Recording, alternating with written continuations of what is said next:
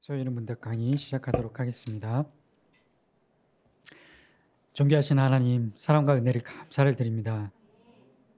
하나님의 존재와 지혜와 능력과 그 거룩과 하나님의 선하심과 하나님의 그 진실하심을 더욱 깊이 깨달아 알아가는 은혜의 시간을 저희들에게 허락하심을 감사를 드립니다.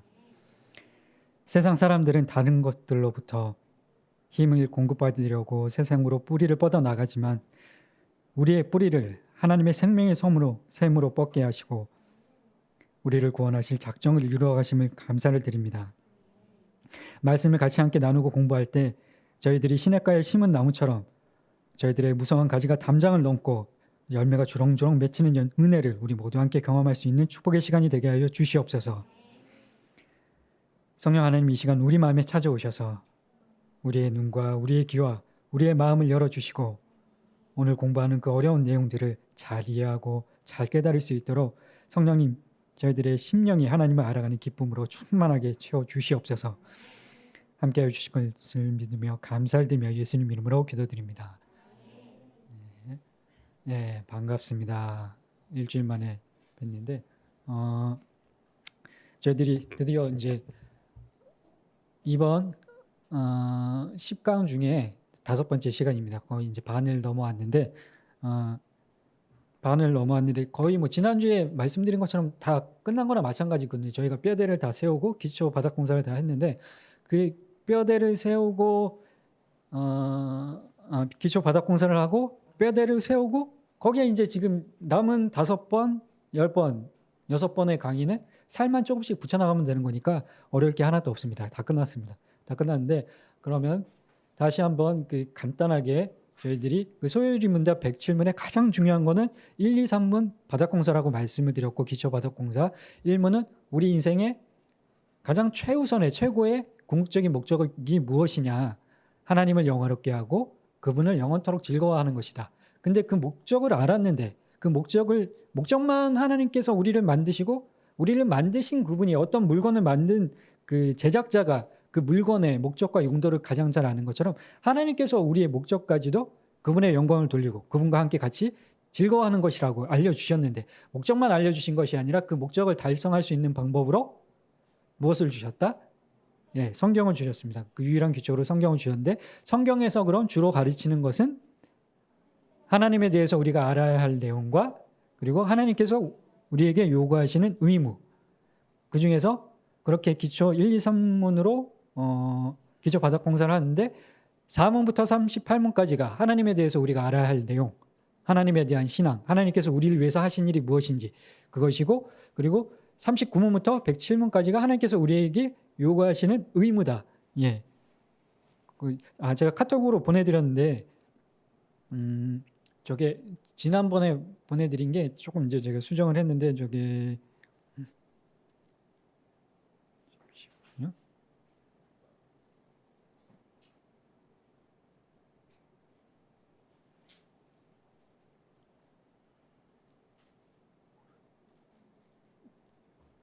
저는 죄송한데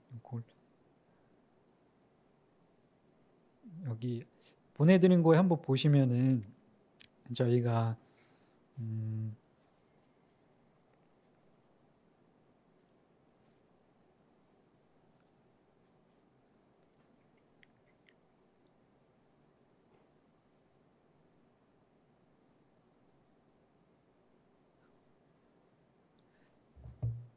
그 카톡방에 보내드린 그 차례 제가 다시 한번 정리를 해봤는데 1, 2, 3강 뭐 그렇게 해놓은 거는 사모님께서 최대한 시간이 이제 허락하는 한도 내에서 그리고 어느 정도 그 중요한 이제 같이 다루어야 할 주제별로 1강, 2강, 3강 그렇게 하시긴 하셨는데 근데 최대한 이제 강의를 하시면서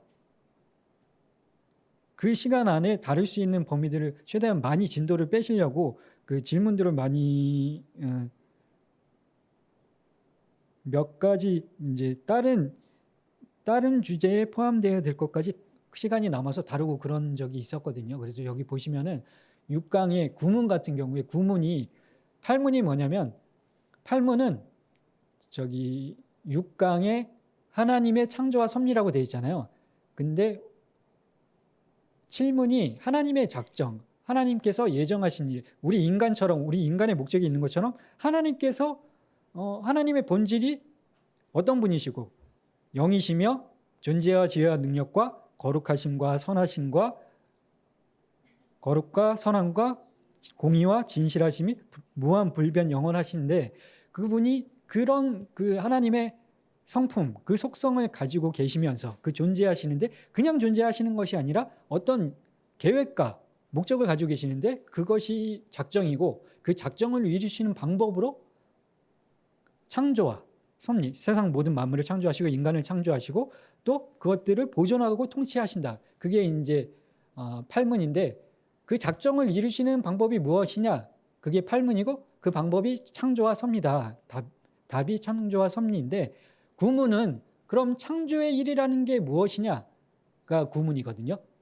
창조를 좀 더 이제 구체적으로 들어가는 건데 그 구문과 원래 신문은 이제 7강에서 같이 다뤄줘야 되는데 그런 것처럼 이제 시간이 남을 때 빨리빨리 이제 진도를 빼느라고 이제 같이 이렇게 묶여져 있는 그런 내용들이 조금 있었고 그리고 이제 저희가 이번 학기에 다룰 내용은 아니기는 한데 보시면은 약간 처음에 보내드렸던 제가 정리했던 이 차례표랑 약간 수정이 된 게 22강을 보면 22강을 전에 보내드렸던 거는 그 예수님 챕터에 제가 이렇게 포함을 시켜놨었는데 22강이 그리스도의 구원을 받는 방법 그렇게 제목이 되어 있잖아요. 22강 보면 그래서 제가 제목 그 강의에 그 제목만 보고 예수님 챕터에 이렇게 포함을 시켜놨었는데 그 질문이나 답을 보면 예수님에 대한 내용이 아니라 그 그리스도의 구원을 받는 방법으로 성령을 통하여서 구원을 받는 성령님께서 우리 마음에 그 예수님의 어떤 대속하심과 그런 것들을 우리 심령에 조명을 해 주셔서 깨닫게 해 주셔서 구원을 받게 하신다. 그 방법으로 뭐 효과적인 부르심 성령께서 하시는 그 사역들이 이제 22강, 23강 그렇게 쭉 나오는데 그래서 22강이 전에 보내드렸던 그 차례표 정리했던 거에는 예수님 챕터에 포함이 되어 있었는데 그게 아니라 밑으로 내려왔다고 이제 수정됐다는 거 그렇게 알고 계시면 될 것 같고 그리고 이제 제가 그 옆에다가 쭉 이렇게 못 쓰는 글씨긴 하지만 몇 강에 무슨 몇 문이 이렇게 있는지까지 이렇게 정리를 대충 해놨는데 혹시 이제 책을 살펴보시면서 궁금하실 때 이렇게 참고하시면 좋을 것 같습니다. 몇 강에 몇 문이 있고 내가 몇 문이 궁금하면 그 페이지로 찾아가서 살펴보시면 되는 거니까 그 카톡에 보내드린 거 보시고 이제 확인해 보시면 되겠습니다. 오늘 이제 저희들이 가장 조금 많이 일단 지난주에 저희들이 사문이 뭐였죠? 1문부터 3문까지가 기초 바닥공사고 이제 4문부터 38문까지가 우리가 하나님에 대해서 알아야 될 내용 우리가 하나님에 대해서 믿어야 될 그 신앙 해서 이제 4문을 시작했는데 3문부터 38문을 시작했는데 먼저 하나님 그분에 대해서 하나님 그분이 어떤 분이신지 4문과 5, 6문의 그 내용이 나오는데 4문에서는 어떤 분이시냐 하나님이 그것이 질문이었고 답변은 하나님 셋으로 나눠서 첫 번째로 하나님은 영이시며 그리고 하나님의 존재와 지혜와 능력과 거룩과 공의와 선함과 진실 그것은 무한 불변 영원하시다. 그게 답변이었는데 그렇게 셋으로 이렇게 구분을 해서 하나님은 영이시며 그리고 7가지 그 속성, 그 성품, 그 특징은 인간과 공유적인 인간에게도 하나님이 주신 성품이다. 공유적인 속성이다. 존재, 지혜, 능력, 거룩, 공의, 선함, 진실. 그 7가지는 인간에게도 하나님의 형상을 담게 인간을 창조를 하셨는데 근데 하나님 우리에게는 없고 하나님께만 있으신 그 속성과 특징은 무한하시고 영원하시고 불변하시다는 거.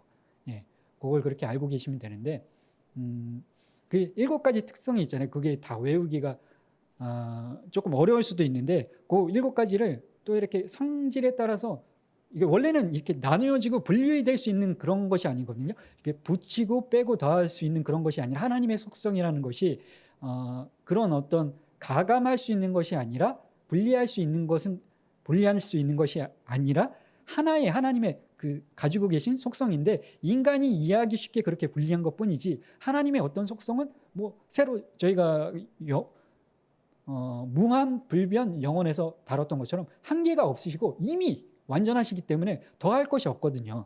더할 것도 없고 더 낮아지실 것도 없고 더 높아지실 것도 없기 때문에 그게 이제 7가지 속성, 사실은 7가지 외에도 더 있으신데 다른 이제 다뤄야 될 뭐 사랑이나 인자하심이나 그런 어떤 성품들, 특징들 그런 것들이 있긴 한데 어쨌든 그 소요리 문답 그 웨스트민스터 공의회에서 하나님에 대해서 저희들이 지난주 이야기를 나눴던 것처럼 어떻게 우리가 내 남편에 대해서, 내 아내에 대해서, 우리 아버지에 대해서 소개해야 될 그런 어떤 결정적인 상황이 있을 때, 만약에 이제 저희 아버지가 뭐 칠순이고 뭐하고 해서 칠순 잔치를 한다.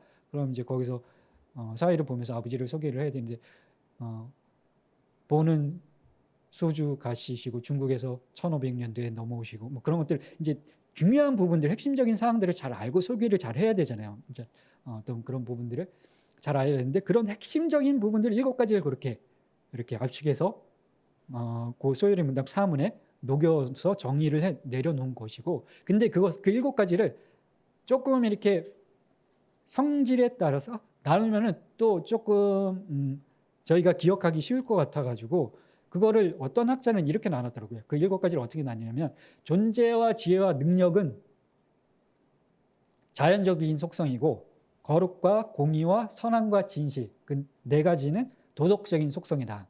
그러니까 존재와 지혜와 능력은 사단에게도 있어요. 사탄에게도. 사탄도 능력이 있고 지혜가 있는데 근데 존재와 지혜와 능력만 있고 거룩과 공의와 선함과 진실이 없으면 진짜 마귀나 마찬가지예요. 하나님은 그 존재와 지혜와 능력만 계신 것 가지고 그런 속성만 가지고 계신 것이 아니라 거룩하시고 선하시고 진실하시고 공의로우시다. 그 도덕적인 속성과 그 앞에 3가지 그 자연적인 속성을 조금 이제 구분해서 기억을 하시면 좀 더 이제 기억이 쉬우실 것 같습니다. 그렇게 알고 계시면 좋을 것 같고, 오늘은 이제 조금 진짜 난해한 내용인, 설명하기 굉장히 어려운 내용인 이제 삼위일체에 대한 내용을 저희들이 같이 함께 다루게 될 텐데, 성부, 성자, 성령, 삼위, 그렇게 삼위라고 하고, 일체라는 것은 그 삼위가 하나의 한 분의 하나님이시다. 하나라는 개념과 삼이라는 개념이 이렇게 같다는 게 사실은 논리적으로 제대로 저희가 이해도 안 되고 논리적으로 설명할 수도 없는 부분이거든요. 없는 부분인데 어쨌든 저희들이 논리적으로 설명이 안 되고 이해가 안 된다고 해서 우리가 포기해야 될 그런 것이 아니라 성경에는 삼위일체라는 그 단어 자체가 나오지는 않는데 그것을 우리가 알 수 있는 그런 내용들이 성경의 뭐 창세기에 구약에도 있고 신약에도 있고 성부, 성자, 성령이 영원 전부터 함께 계셨고 영원 시작과 끝이 있으신 게 아니라 저희가 지난주에 하나님의 속성 중에 영원에 대해서 살펴봤던 것처럼 인간이나 세상의 모든 만물들은 태어나는 만들어진 시간 그리고 사라지는 시간이 있는데 하나님은 그렇지 않으시다. 시작과 끝이 없으시다. 영원 전부터 계셨고 영원까지 계시는 분이시다. 우리가 그것을 살펴봤는데 그 성부, 성자, 성령은 예수님이 그때 2000년 전에 그때 딱 어떤 뭐 태어나신 것 그때 이 세상에 존재하신 것 그것이 아니라 영원 전부터 예수님도 같이 함께 하나님과 계셨다.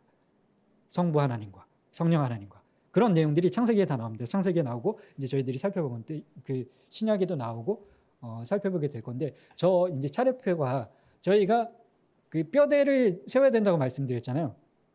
첫 번째 그 뼈대가 하나님에 대한 신앙, 성경에서 주로 가르치는 내용 중에 2가지로 나눴을 때 첫 번째가 하나님에 대해서 우리가 알아야 할 내용, 하나님에 대해서 우리가 믿어야 되는 그 신앙 그렇게 해놓고 4문부터 38문까지라고 말씀을 드렸는데 그럼 하나님에 대해서 알아야 될 내용인데 하나님은 뭐고 죄는 뭐고 왜 예수님, 성령님 그렇게 나오냐 저 밑에 죄, 예수님, 성령님 그것이 다 하나님에 대한 내용이다. 예수님이 하나님이시고 성령님이 하나님이시고 그리고 죄도 하나님의 관점에서 하나님의 말씀에 불순종한 게 죄이기 때문에 저것이 다 하나님에 대해서 우리가 알아야 될 내용이다. 우리가 이번 학기에 끝내야 하는 같이 공부할 그 다룰 범위의 9강까지의 내용만 하나님에 대한 내용이 아니라 삼위일체 하나님, 예수님, 성령님 그러니까 오늘 배울 5문과 6문이 다 또 나머지 38문까지 다 연결이 되는 내용이에요. 이것을 잘 저희들이 정리해서 이해하고 공부하고 또 깨닫고 알고 있어야 나머지 뒤에 내용들도 또 수월하게 공부를 할 수 있는, 하나님에 대해서 더 잘 알 수 있는 그런 부분이니까 오늘 좀 난해하고 어려운 이야기이긴 하지만 조금 진부하고 지루한 이야기일 수도 있지만 초고도의 집중력을 가지고 지적인 헌식을 다하셔서 하나님을 알아가고 하나님을 영화롭게 하고 그분을 영원토록 즐거워하는 그 목적을 위해서 고도의 집중력과 지적인 헌신을 다하는 시간이 되시길 바랍니다. 저희 우리 교회가 속한 교단이 대한예수교 장로회 합동측인데 대한예수교 장로회 통합측이 있고 합동측이 있는데 통합측과 합동측이 원래는 1950년도에 하나의 교단이었다가 어떤 사건 때문에 이제 나눠지게 됐는데 대한문교에서는 합동측과 통합측이 제일 뭐라 그럴까, 가족들이, 식구들이, 교인들이 가장 많은데 저희 합동측에 총회장도 하셨고 대한예수교 장로교회 총회장도 하셨고 굉장히 영향력 있는 큰 거목이신 어떤 이성원 목사님이라고 계시거든요. 그분이 3월 달에 돌아가셨는데 90세 좀 넘으셔가지고 돌아가셨는데 굉장히 존경을 많이 받으시는 분이시고 대구의 서문교회라는 곳에서 한 50년의 사역을 하셨대요. 50년의 사역을 하셨는데 은퇴하시면서 2006년에 은퇴를 하셨는데 은퇴하시면서 내가 사역하면서 50년을 사역을 했는데 한 군데서 다른 데를 떠나지 않고 그 서문교회에서 50년을 교회를 섬기고 하나님을 섬겼는데 근데 아무튼 왜 존경을 받으시냐 하면 굉장히 말씀에 깊이가 있고 은혜가 있고 굉장히 아무튼 어떤 전달력이나 설교하시는 그런 부분들이 있어서 굉장히 논리적이고 탁월한 어떤 박학다식한 그런 분이셨기 때문에 존경을 많이 받고 우리 교계에 우리 교단에 큰 어른으로 많이 존경을 받는 그런 분이었다고 합니다. 근데 그분이 후회하셨다고 이야기하셨던 부분이 내가 후회한다. 내가 사역을 할 때 그 50년 동안 사역을 할 때 이렇게 하지 말았어야 되는데 사람들한테 칭찬을 받긴 받았는데 굉장히 내가 이해 안 되는 부분들, 논리적이지 않은 부분들 그런 것들을 그냥 못 넘어가고 깊이 있게 파고 들어가서 연구를 하고 사람들한테 내가 이해한 부분들을 잘 알려주고 설교하시고 그런 어떤 탁월한 재능을 가지고 계셨는데 그러니까 이해가 안 되는 부분은 설교를 아예 안 하셨대요. 그래서 50년 동안 딱 삼위일체에 대한 설교는 딱 한 번밖에 안 하셨다는 거예요. 그 정도로 모든 신학자들 그리고 어떤 영향력 있는 탁월한 능력을 가지고 계신 분들도 이 삼위일체에 대한 부분은 굉장히 다루기 힘들어하시고 저도 그래서 굉장히 많이 부담이 되는 그런 부분들이 있고 자칫 잘못하면 얘기하다가 실수도 하게 되고 잘 알지도 못하는데 그리고 실수하게 되고 이단으로 몰리게 되고 실제로 이 삼위일체의 어떤 교리 때문에 초대교회에서 이단으로 정죄를 받고 그리고 화형까지 당했던 신학자들도 굉장히 많이 있었거든요. 화형, 진짜 그때의 당시에 가장 극형이었던 화형까지 당했던 그런 사람들도 많이 있는데 굉장히 조심스러운 부분이긴 한데 어려운 부분이긴 한데 저희들이 잘 알아야 하는 부분이다. 인간의 그 언어의 한계와 저번에도 한번 우리 제가 설명드렸던 것처럼 바닷가에 어떤 신학자가 어거스틴이라는 신학자가 하나님의 말씀 이 삼일체에 대한 내용도 그렇고 성경을 읽다 보면 잘 이해가 안 되는 내용이 있잖아요. 성경을 읽다 보면 우리가 왜 하나님이 그렇게 하셨을까 여러 가지 것들이 있는데 그런 것들을 고민하고 연구하고 하다가 그 답을 찾지 못하고 잠이 들었는데 꿈속에서 바닷가를 걸어가다가 바닷가에서 어떤 아이가 이렇게 물을 푸고 있는 걸 조그만 그릇으로 물을 퍼서 이쪽 그 모래사장 쪽으로 푸고 있는 것을 발견하고 너 지금 뭐 하고 있는 거냐 그랬더니 이걸 다 퍼서 이쪽으로 옮기려고 그런다. 그게 말이 되는 얘기냐. 그랬더니 그 아이가 당신의 그 작은 머리로 하나님의 그 넓고 크신 하나님의 지혜와 능력들을 다 어떻게 담으려고 하냐. 인간의 하나님의 그 생각과 계획과 뜻은 인간이 다 이해할 수 있는 부분 그런 영역이 아니다. 그런 이야기를 들었다고 하는데 그런 인간의 한계 때문에 인간의 언어의 한계 그리고 인간의 지혜의 한계, 능력의 한계 인간은 무한하지 않으니까 한계가 있으니까 유한하니까 그것 때문에 하나님에 대해서 우리가 완전하게 다 알 수는 없습니다. 그런데 어떤 분이 이런 얘기를 하셨는데 하나님에 관한 지식은 난해하지만 알 수 있다. 알 수 있는데 완전히 이해해서 알 수 있는 것은 아니지만 완전히 이해했다는 표현과 알 수 있다는 표현은 완전히 이해했다는 표현과 알 수 있다는 표현은 차이가 있는 거다. 그러니까 우리가 다 이해할 수는 없어도 완전히 다 이해할 수는 없어도 하나님에 대해서 알 수는 있는데 그 알기 위한 노력을 우리는 게을리하면 안 된다. 호세아서 6장 중에 우리가 지지난주에도 살펴봤던 것처럼 너희가 하나님을 아는 지식이 없어서 망하는도다. 우리가 하나님을 알기 위해서 그 지적인 헌신을 다 해야 되는데 하나님이 어떤 분이신지 우리를 위해서 우리의 구원을 위해서 어떤 일을 행하셨는지 그런 것들을 알기 위해서 힘쓰고 애쓰고 말씀을 묵상을 하고 하나님과 교제하기 위해서 그분의 사랑이 얼마나 큰지 은혜가 얼마나 큰지 그런 것들을 묵상하다 보면 우리가 그분을 사랑하지 않을 수 없는데 그러니까 알기 위한 노력을 해야 되는데 다 이해할 수 없어도 하나님에 대해서 우리는 알 수 있습니다. 노력을 해야 합니다. 근데 대부분 사람들이 불완전한 지식이다. 그러니까 다 알 수 없는 지식이다 하면 그것이 거짓이라고 생각하는 경향이 있는데 불완전한 지식이라고 해서 반드시 다 거짓된 지식은 아니다. 불완전한 지식도 참된 지식일 수 있다. 그런 얘기를 어떤 분이 하셨거든요. 그러니까 우리가 하나님에 관한 우리의 이해는 불완전하지만 참된 지식이 될 수 있고 그렇기 때문에 우리는 하나님을 알기 위한 노력을 게을리하면 안 됩니다. 삼위일체에 대한 내용도 마찬가지입니다.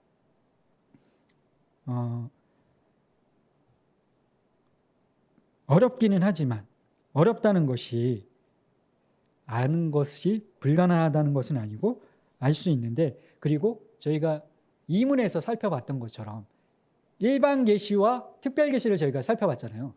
일반 계시는 보편적으로 모든 지구상에 있는 60억 인구 모든 인구에게 일반 계시로 하나님 당신을 알려주시기 위해서 계시하신 것이다.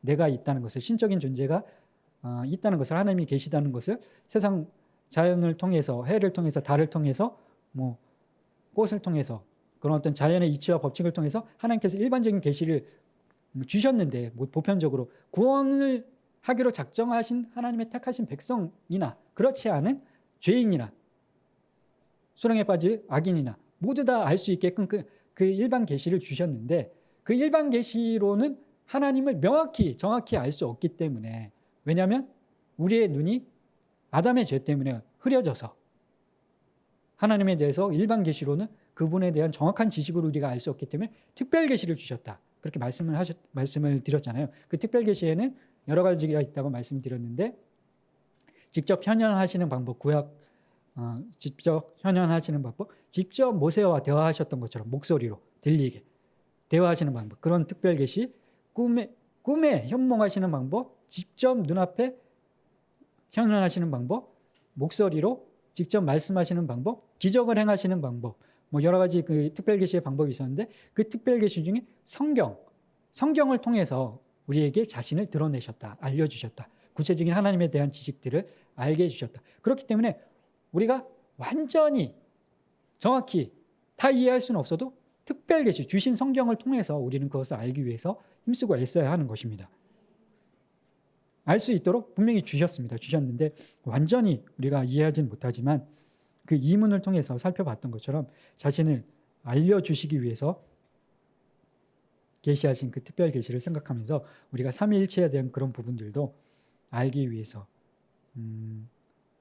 어떤 내용인지 같이 함께 그 삼위일체 하나님, 왜 우리가 성부, 성자, 성령, 삼위, 그리고 그 삼위가 하나이신 하나님의 그 교리를 우리가 왜 알아야 되는지, 그리고 그것이 진짜 성경에 그런 내용들이 있고 그것이 진리인지 진리가 아닌지 그런 부분들을 같이 함께 살펴보도록 하겠습니다.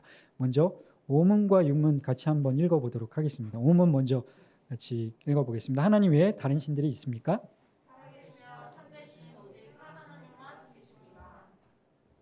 6문, 하나님의 신격에는 몇 위가 계십니까?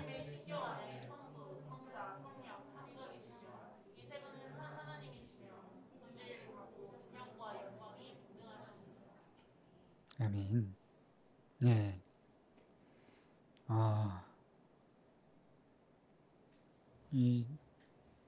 여기서 5문에 보면 하나님 외에 다른 신들이 있습니까? 저희가 4문을 보면서 하나님은 어떤 분이십니까? 가 사문의 질문이었잖아요. 하나님은 이러이러한 분이십니다. 하나님은 영이시며 존재와 지혜와 능력.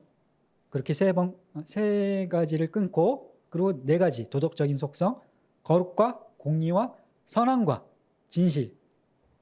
그것이 무한 영원 불변하십니다. 그런 분이 하나님이신데, 그럼 그 하나님 외에 또 신이 있습니까? 그게 이제 오문의 질문인데, 살아계시며 참되신 오직 한 하나님만 계십니다. 여기서 살아계시며 참되신 이 말에 반대되는 개념은 무엇일까요? 살아계시며 죽은, 그리고 참되신, 거짓된, 죽은 거짓신이 있다는 겁니다. 사람들은 그 죽은 거짓신을 일반 계시를 보고 뭔가 신적인 존재가 있는 것 같긴 한데, 뭐 제우스니 뭐 메두사니 뭐 불교의 석가니 뭐 그런 어떤 신이 있는 것 같긴 한데, 그 다곤신, 뭐 맘몬, 뭐 금온, 저희들이 그 현조 전도사님을 통해서 사무엘상 그 언약궤가, 블레셋 사람들이 언약궤를 탈취해서 가지고 갔을 때 거기에 자신들이 섬기는 다곤 신전에다 언약궤를 놓잖아요. 그 언약궤에 다곤신 그 이제 나무로 깎아놓은 다곤신 그 인형 같은 게 있었는데, 그게 죽은 신이고 이제 생명체가 아니다 보니까, 살아있지 않고 참되지 않은 거짓된 신이다 보니까 거꾸러지고, 다음날 일어나보니까 거꾸러지고 목이 잘려있고 막 그랬잖아요. 오직 하나님만 살아계시고 참되신 신이시라는 겁니다.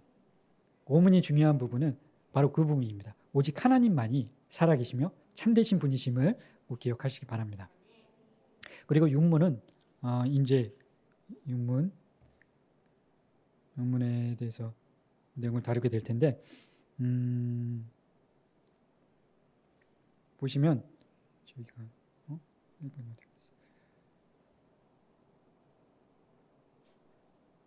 그 삼위 하나님께서 하나님의 신격 안에 성부, 성자, 성령 삼위가 계시며, 이 세 분은 한 하나님이시며 본질이 같고 능력과 영광이 동등하십니다. 그렇게 설명을 하고 있는데, 신격이라는 것은 무엇일까요? 그러니까 신격, 인격, 하나님의 신의 그 단일한 본질을 소유하고, 격이라는 것은 인격, 신격, 그러니까 각각의 구별되는 인격체, 그 말과 동일하게 신격도 하나님의 신격에는 하나님이 한 분이시지만 성부, 성자 구별되는 신격을 가지고 계시다는 거거든요. 성부, 성자, 성령, 그렇게 구별되는 삼위의 신격을 가지고 계시며, 근데 구별되시는데 이 세 분이 또 한 하나님이시다. 삼위인데 한 하나님이시다. 그리고 본질이 같고 능력과 영광이 동등하시다. 삼위 하나님은 단일한 본질을 소유하고 계신다. 그렇게 답변을 하고 있는데, 하나님은 성경에 보면, 창세기에 보면 창조 때부터, 창조 이전부터 하나님은 한 본질이셨고, 그 이 한 본질 안에 삼위가 함께 존재하고 계신다. 그렇게 설명을 하고 있는데, 그러니까 성부 여호와 하나님만 하나님이시고, 성자와 성령은 그 하나님이 아니시고, 성자와 성령은 부족한, 아니면 부족한 하나님, 혹은 부족한 하나님이 아니라 성부 하나님, 여호와 하나님께서 만드신 피조물이 아니다.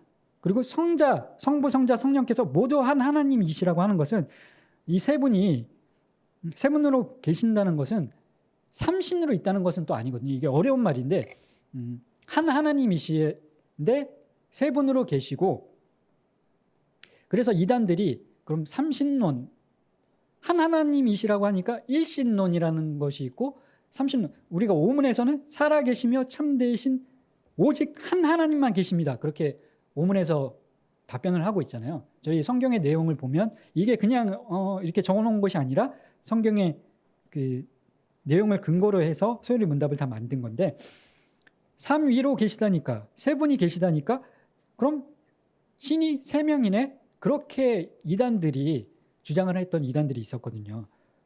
그리고 삼위께서 하나님의 유일한 본질을 셋으로 나누어 가졌다고 생각해서 성부, 성자, 성령 각각 그 하나님의 본질 중에서 저희가 아까 그 사문에서 다뤘던 존재와 지혜와 능력과 거룩과 공의와 선함과 진실, 그것이 그 7가지 하나님의 속성이 이 삼위가 같이 함께 계시다고 해서 나누어 가시다는 그런 식으로 주장했던 또 이단들이 있거든요. 그러니까 100%의 어떤 능력, 100%의 지혜, 100%의 거룩함을 가지고 계신 것이 아니라 성부 33.3%, 성자 33.3%, 성령 33.3% 그렇게 불완전하게 서로 합쳐져야 하나가 되는 것처럼 그게 아니라는 거예요. 그 육문에 보면 본질이 같고 능력과 영광이 다 100 동일하시다는 겁니다.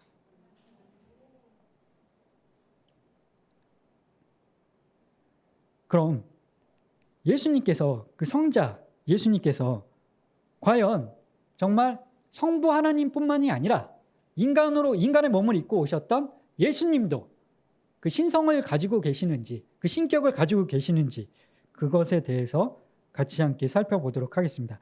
말씀이신 그 저희들이 1번부터 5번까지 보면 삼위일체에 대한 성경적인 근거와 그리고 삼위일체에 대한 뭐 기본 명제 2번, 3번에 삼위일체 하나님과 다른 이방신과의 차이점, 그리고 삼위일체에 대한 오해와 뭐 다른 잘못된 비유적인 설명들을 이렇게 다루고 거기에 대한 내용들을 다루게 될 텐데 5번 그렇게 다루게 될 텐데 이 1, 2, 3, 4, 5번을 다루기 전에 성자 하나님의 신격, 신성에 대해서 그리고 성령 하나님의 신성에 대해서 그 근거가 무엇인지 같이 함께 잠깐 살펴보도록 하겠습니다.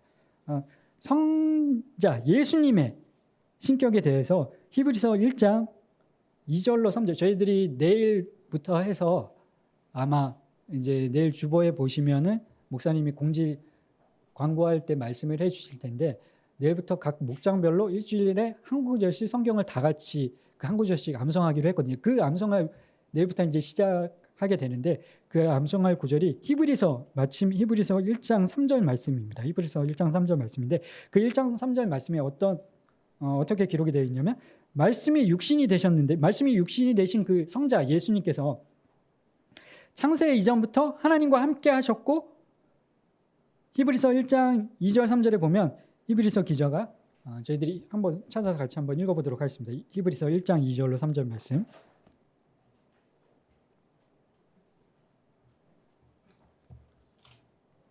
내일부터 다음 주에 어차피 암송을 하셔야 될 말씀이니까 같이 한번 한 목소리로 읽어보겠습니다. 2절 3절 시작. 마지막 날에는 아들을 통하여 우리에게 말씀하셨으니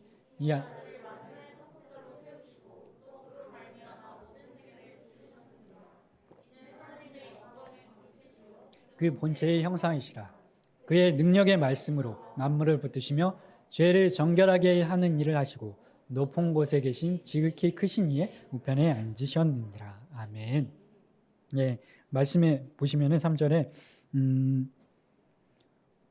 모든 만물을 예수님께서 하나님의 영광의 광채시고 그 하나님의 본체, 하나님의 그 본질, 그 하나님의 본체의 형상이시다 예수님이. 그리고 하나님의 그 능력의 말씀으로 만물을 붙드시고 계시다 예수님께서. 그리고 예수님께서 하시는 일이 죄를 정결하게 하는 일을 하시고 그리고 높은 곳에 계신 지극히 크신 하나님, 그러니까 높은 곳에 계신 지극히 크신 이 하나님의 우편에 지금 앉아 계시다 그렇게 이야기를 하고 있는데 그렇게 선포하면서 그 예수님께서 완전한 하나님의 형상이시라고 그렇게 히브리서 1장 3절에 증언을 하고 있습니다. 성경 기자가. 그리고 하나님께서 주신 그 특별 계시에 그렇게 증언을 하고 있습니다. 예수님께서 가지고 계신 그 신성에 대해서 예수님이 하나님의 그 본체의 형상이시다. 바로 하나님이시다. 그렇게 히브리서 1장 3절이 증거를 하고 있는 것입니다. 그리고 요한복음 1장 1절로 3절에서는 같이 한번 요한복음 1장 1절로 3절 말씀 같이 함께 또 찾아서 읽어보도록 하겠습니다. 요한복음 1장 1절로 3절 말씀.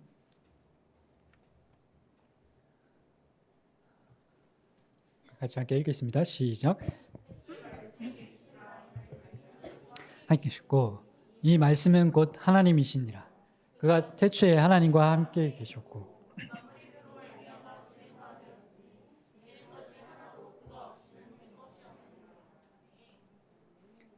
1장 1절에 보면 태초에 말씀이 계시니라 그렇게 기록이 되어 있는데 그 태초부터 계셨던 그 말씀이신 예수님이 태초는 이게 그 태초라는 단어가 조금 유의해서 보셔야 될 부분이 하나님 지난주에 저희들이 사문에서 다뤄봤던 그 영원이라는 속성에서 그 내용을 보면 기억해 보시면 하나님은 시작도 없으시고 끝도 없으신 분이고 영원 전부터 계셨고 영원까지 계시는 분이시라고 말씀을 드렸잖아요.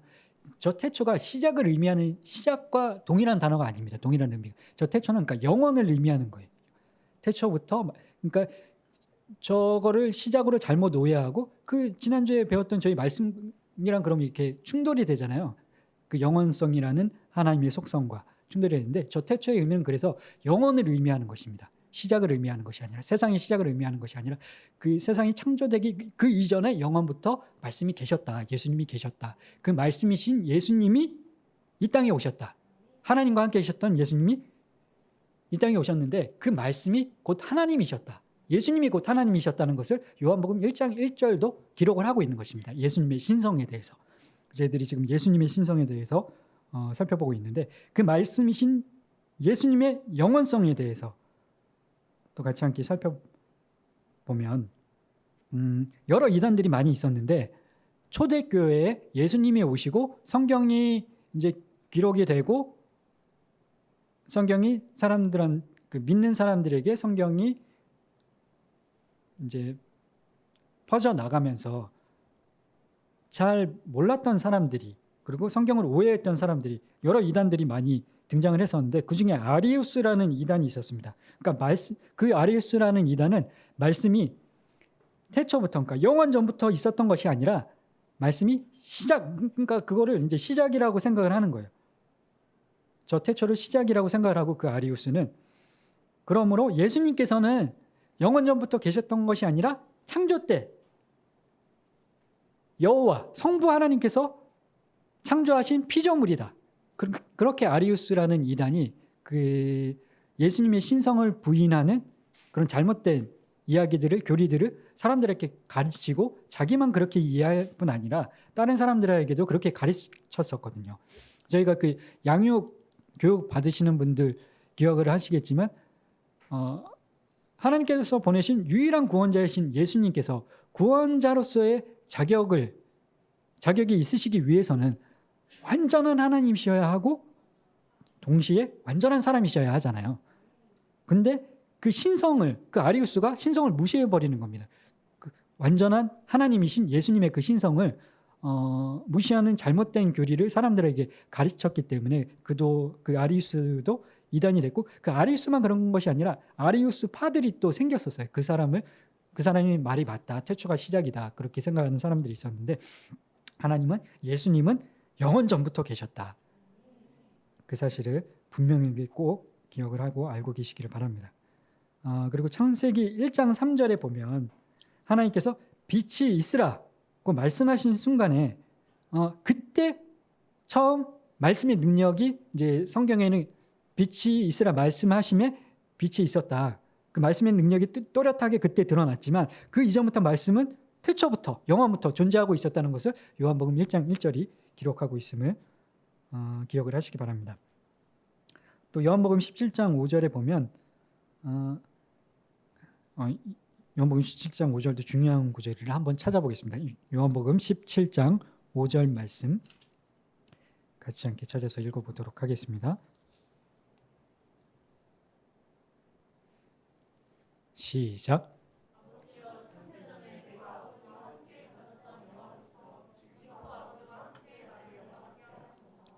아멘.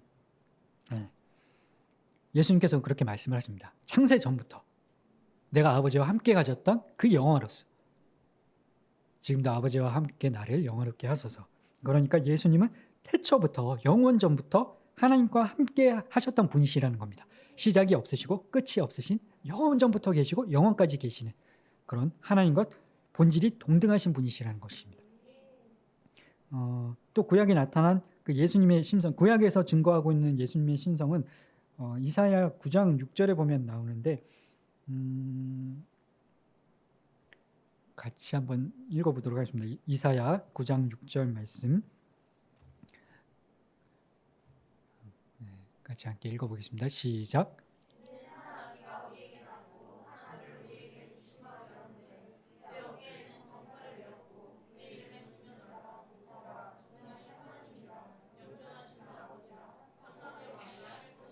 아멘.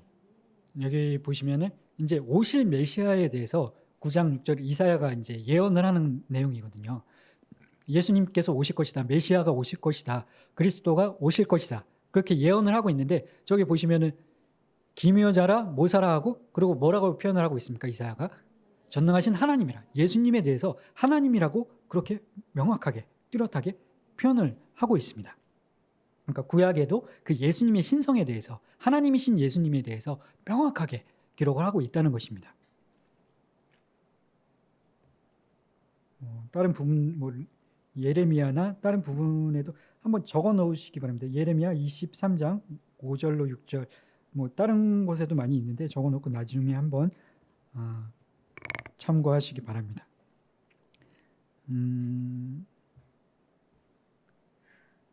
그럼 예수님의 신성에 대해서, 예수님의 신격에 대해서, 예수님이 인간이 아니라 하나님과 동등한 본질의 하나님이시다. 예수님도. 그것에 대해서 예수님의 신성에 대해서 저희들이 지금 살펴봤고, 그럼 성령 하나님의 신성에 대해서, 신격에 대해서 같이 함께 또 살펴보도록 하겠습니다. 성령의 신격, 성령의 신성에 대해서는 성령께서 하시는 사역을 통해서 성령의 신성을 저희들이 알 수가 있습니다. 성령께서 어떤 사역을 하시냐? 성령께서도 하나님, 여호와 하나님, 성부 하나님만 세상 모든 만물을 혼자서 창조하신 것이 아니라 하시는 일이 물론 이제 성부 하나님, 여호와 하나님께서 그 창조 사역에 좀 이렇게 집중된 그런 어떤 경향이 있는데 성령 하나님도 그 창조 사역에 함께 동참하셨다는 것을 창세기 1장 2절에 보면 알 수 있습니다. 거기 1장 2절에 뭐라고 같이 한번 제가 말씀을 다 드렸으면 좋았을 텐데 창세기 1장 2절 말씀입니다. 같이 함께 찾아서 읽어보도록 하겠습니다.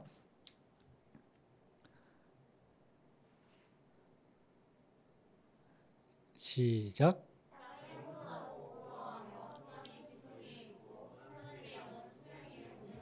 아멘. 여기 보면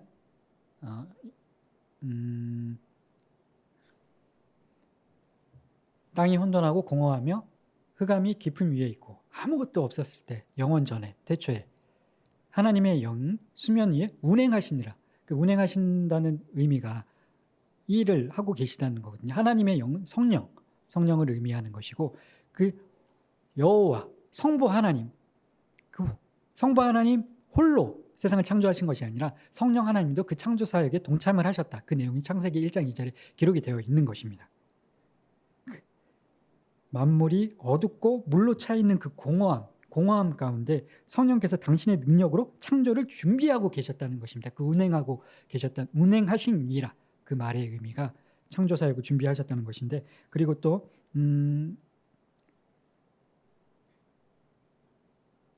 성령께서 하시는 사역이 그 창조의 사역 그리고 선교의 사역을 하고 계시는데 그 선교의 사역에 대해서는 그러니까 하나님께서 선지자들을 여호와 성부 하나님께서 선지자들을 파송을 하실 때 하나님의 권능을 성령과 함께 그러니까 저희들이 마태복음 28장 맨 마지막 구절에 보면 그 내용이 나오거든요.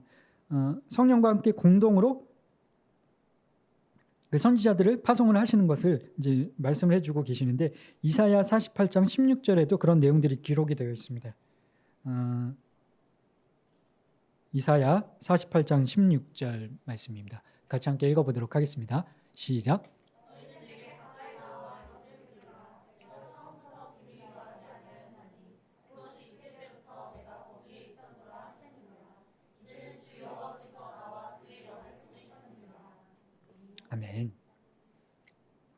파송을, 선지자를, 선교를 위해서 하나님의 그 진리와 비밀들을 드러내서 알려주시기 위해서, 이제 선교하시기 위해서 보내실 때, 선지자들을 보내실 때 선지자만 보내시는 것이 아니라 주 여호와께서 나와 그의 영을 함께 보내셨다. 성령을 함께 보내셔서 보혜사 성령께서 그 선지자들을 도울 수 있도록 하나님께서 그 사역에 성령께서 함께하고 계셨다. 그것을 통해서 하는 성령님의 신성을 저희들이 확인을 할 수가 있습니다. 그러니까 성령께서는 어디든 같이 함께 가시면서 온 우주 만물에 어디든 일본이든 미국이든 우리나라 대한민국이든 어느 곳에든 그것을 편재성이라고 하는데 어디든 편재하시면서 하늘과 땅에 있는 모든 만물 위에 모든 만물들을 유지하시고 보존하시고 통치하시는 그런 사역들을 하고 계시다. 그리고 만물에 생기를 불어넣으시고 그 만물에 생기를 불어넣으시고 그것들의 본질과 그것들의 생명을, 그것들의 어떤 특성들을 자라나게 하시는 분이 성령 하나님이심을 기억하시기 바랍니다. 또 중요한 성령의 사역이 있으신데 성령께서 하시는 사역 중에 중요한 사역이 중생, 거듭남. 그러니까 중생이 다른 이제 불교에서 이야기하는 그런 용어의 중생이 아니라 거듭남, 다시 태어남 그런 의미인데 중생과 영생을 위해서 일하시는 분이 성령이십니다. 그러니까 성부 하나님은 창조 사역에 조금 이렇게 저희들이 집중해서 성부 하나님을 좀 살펴보게 되는 그런 경향이 있고 성경에서도 조금 성부 하나님의 모습이 좀 더 많이 강조되고 두드러지게 드러나는데 창조에 있어서는 성부 하나님, 근데 중생과 영생, 그러니까 거듭남과 영원한 생명을 얻는 그 사역에 있어서는 그 사역의 창시자로는 성령 하나님께서 많이 이렇게 부각되는 그런 측면이 있습니다. 요한복음 3장 5절에 이렇게 기록이 되어 있는데 요한복음 3장 5절 말씀입니다.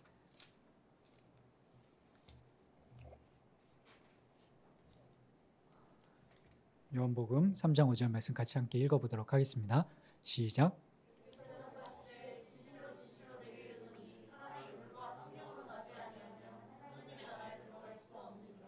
이제 저희가 수요 예배 때마다 이제 현재호 전도사님을 통해서 요한복음 말씀을 살펴보지 않습니까? 사람이 거듭나야 되는데 그 거듭나는 일이 성령으로 되어져야 하는 일이다. 그렇게 말씀을 하고 계시거든요. 성령께서 하시는 중요한 사역 가운데 그 중생의 사역과 거듭남, 그러니까 거듭나게 하시는 우리의 힘과 우리의 노력으로 될 수 있는 것이 아니라 성령의 도우심이 아니면 우리는 거듭남에 그리고 또 영생의 구원의 영생의 은혜를 누릴 수 없는 그런 존재들입니다. 로마서 8장 2절 말씀도 같이 한번 찾아서 읽어보도록 하겠습니다. 로마서 8장 2절 말씀입니다. 시작.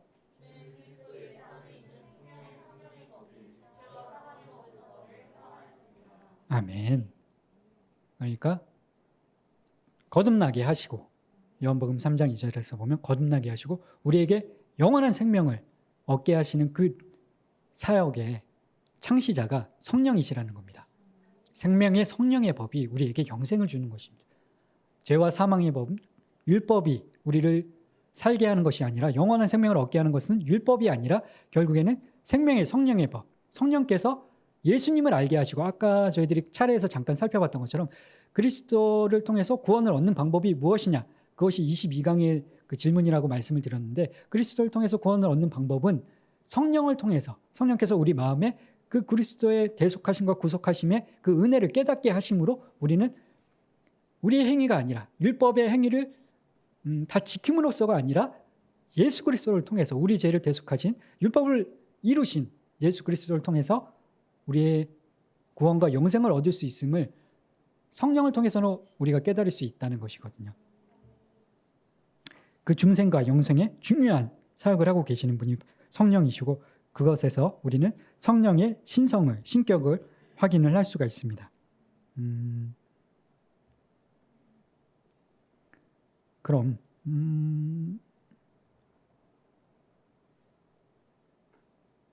그리고 저희가 이제 그 아까 차례 잠깐 다시 한번 그 차례표 보여주시면은 여기 보시면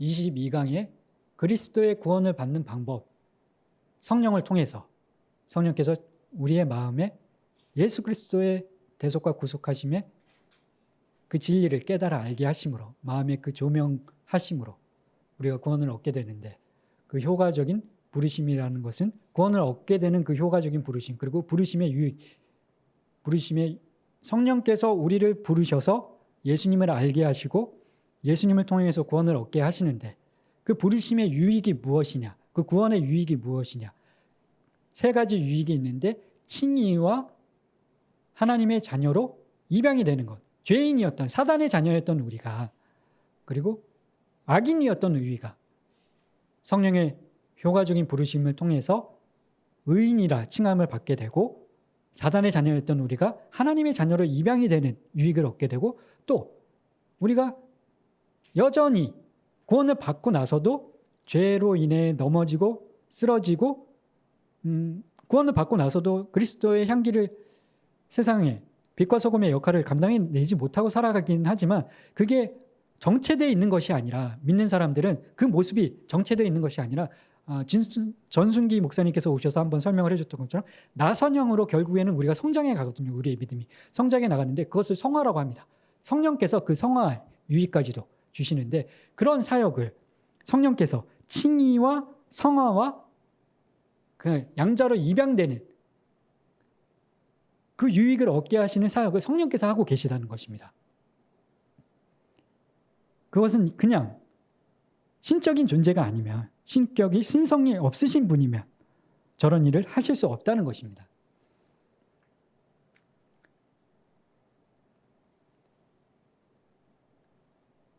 저희들이 그리고 성령을 통하여서 여러 가지 은사들을 받게 되는데, 저런 유익들뿐만 아니라 능력과 성화와 진리와 은혜와 지식과 영분별, 방언, 고린도전서 12장에 보면 성령의 은사와, 그리고 갈라디아서 5장에 보면 성령의 열매에 대해서 그런 내용들이 나오는데, 성령께서 주시는 은사들이 있습니다. 그런 은사들이 모두 다 하나님, 성령 하나님으로부터 우리가 받아서 행할 수 있는 은사라는 것입니다. 방언을 하는 것이나 그런 것들이 성령의 신성을 증거하는 것이 될 수 있는 것이죠. 그리고 보시면 성령의 신격에 대한 가장 명백한 증거는 고린도전서 3장에 나오는데, 거기에 보면 3장 16절로 17절에 보면, 고린도전서 3장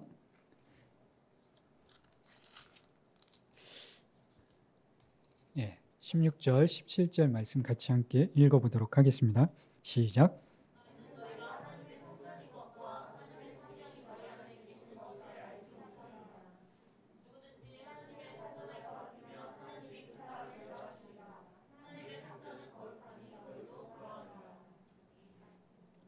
우리가 16절에 보면 우리가 하나님의 성전이다.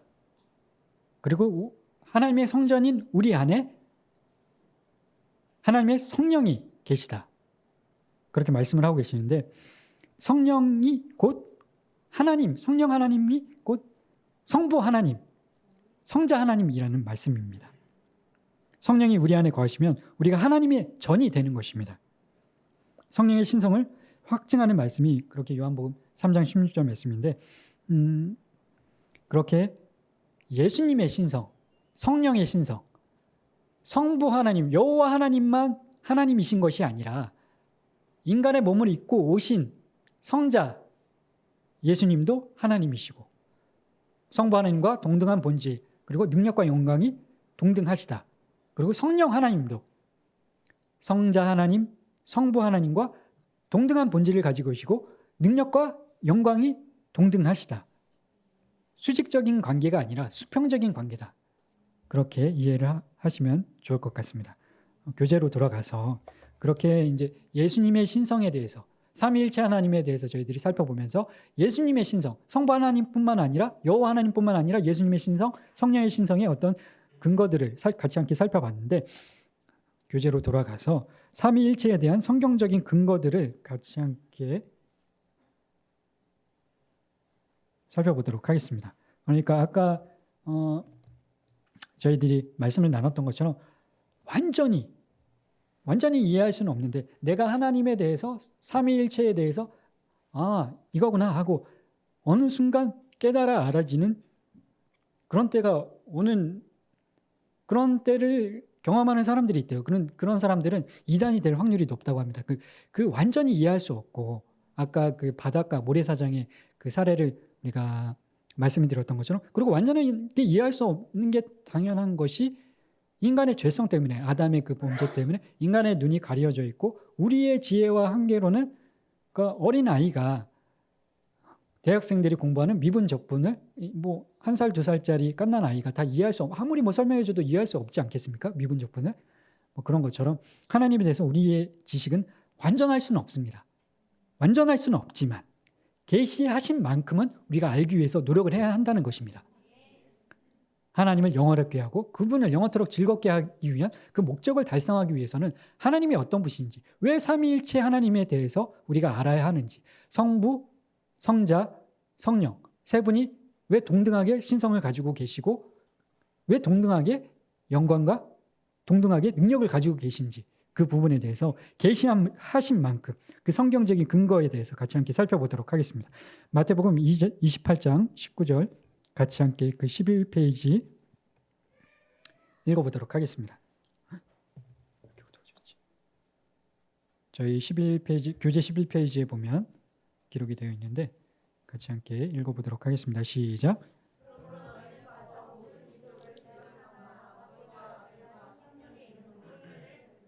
아멘.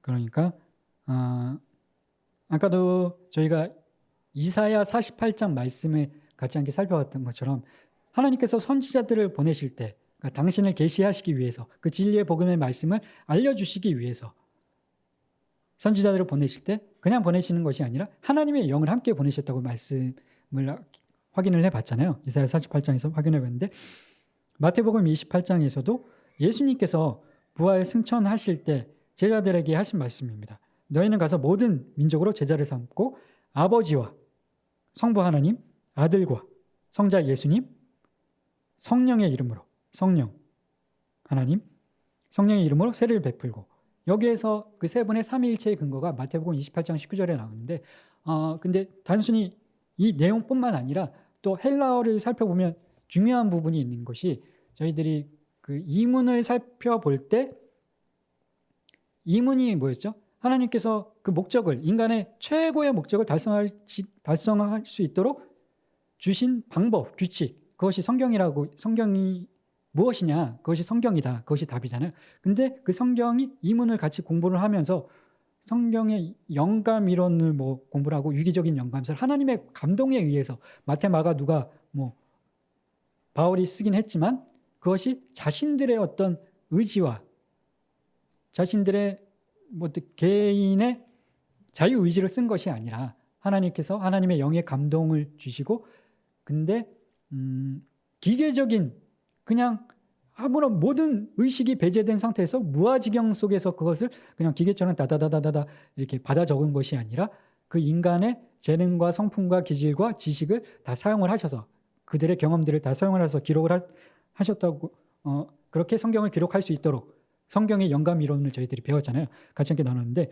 여기 보시면 마태복음 그 신약 성경 같은 경우에는 헬라어로 기록이 되었습니다. 헬라어로 기록이 되어 있는데 헬라어의 중요한 특징 중에 한 가지가 무엇이냐면 그러니까 단수와 복수를 모든 단어와 모든 조사와 형용사 그 우리나라 언어 같은 경우에는 한국어 같은 경우에는 명사에만 복수 단수가 붙잖아요. 근데 헬라어에는 그렇지 않고 형용사에도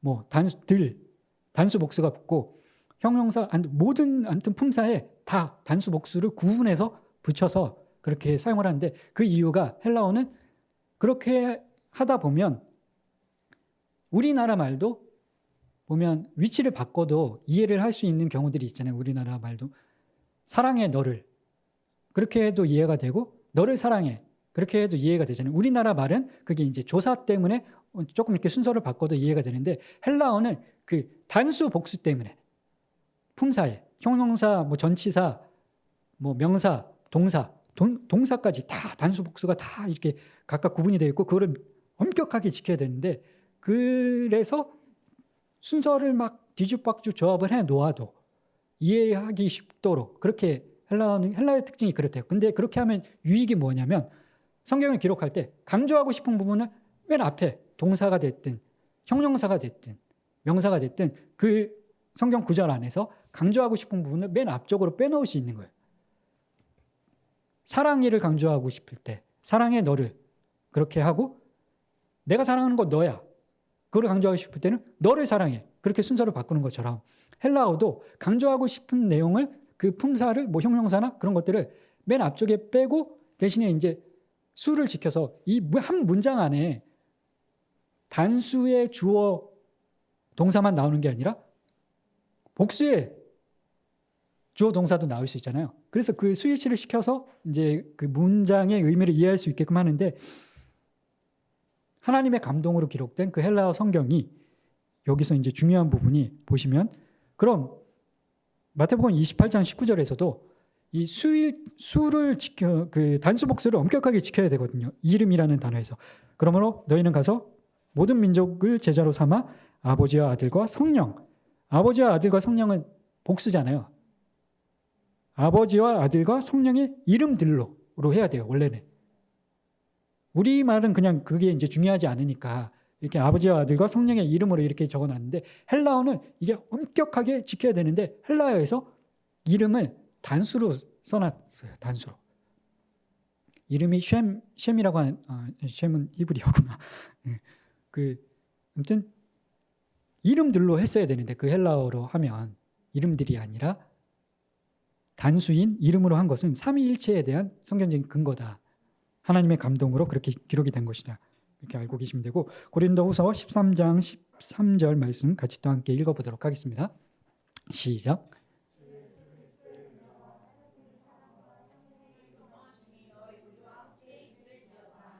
네, 삼위일체에 대한 또 성경적인 신약 성경의 근거는 우리가 모든 목사님들께서 이제 축도를 하실 때 고린도후서 13장 예배를 마치고 축도를 하실 때 이 말씀으로 축도를 하는데 축도를 해주시는데 축도의 그러니까 복을 성도들에게 복을 비는 그 내용이 예수님과 예수님의 은혜와 그리고 하나님의 사랑과 성령의 교통하심 그 내용이 항상 들어가 있는 그 부분도 삼위일체에 대한 성경적인 근거 신약의 근거가 되고 또 마태복음 3장 16절로 17절 말씀 같이 함께 읽어보도록 하겠습니다. 시작.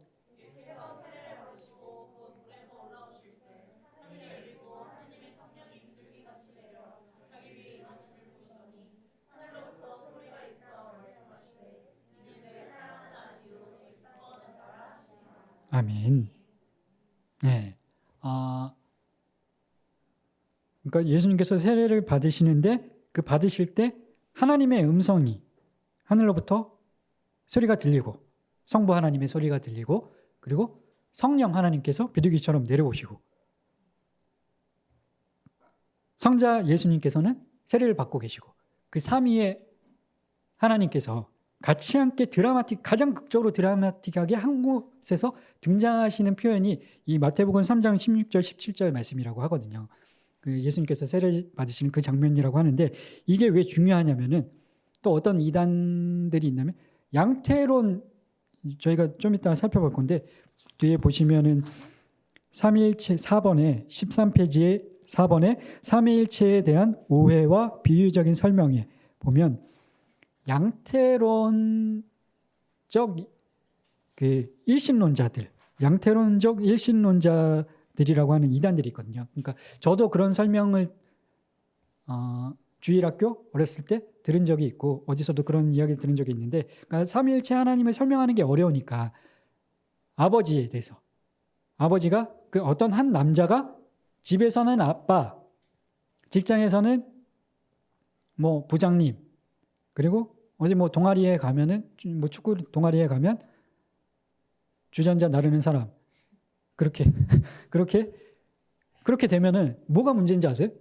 그렇게 이제 설명하는 얼추 그럼 이제 그 삼위일체 하나님 그렇구나 하고 이해할 수 있는데, 그게 문제인 것이, 주전자면 성부, 성자, 성령 하나님이 우리가 육문에 보면 동일한 본질을 가지고 계시고 능력과 영광이 동등하신데, 그럼 아빠하고 회사에서는 부장님이신데 축구 동아리에 가서는 주전자 날르고 있으면 그 영광이 동등하지가 않잖아요. 그게 잘못된 설명이다. 그게 이제 양태론이라고 하는데, 양태론이 한 사람이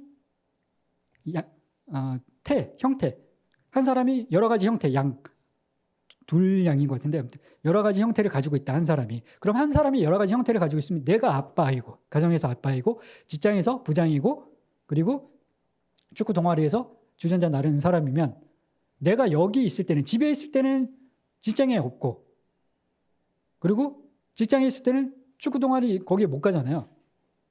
근데 삼위 하나님은, 우리가 믿는 성부, 성자, 삼위 하나님은 한 하나님이시면서 구별된 인격체, 구별된 신격체로 같이 존재하고 계시다. 한 하나님이신데.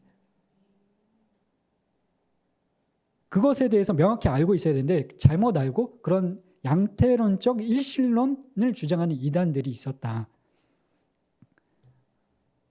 그 부분에 있어서 마태복음 3장 16절과 17절이 중요한 삼일체에 대한 성경적인 근거라는 사실을 기억하고 계시길 바랍니다. 그리고 구약의 삼일체에 대한 성경적인 근거 또 같이 함께 살펴보도록 하겠습니다. 창세기 1장 26절 같이 함께 읽어보겠습니다. 시작.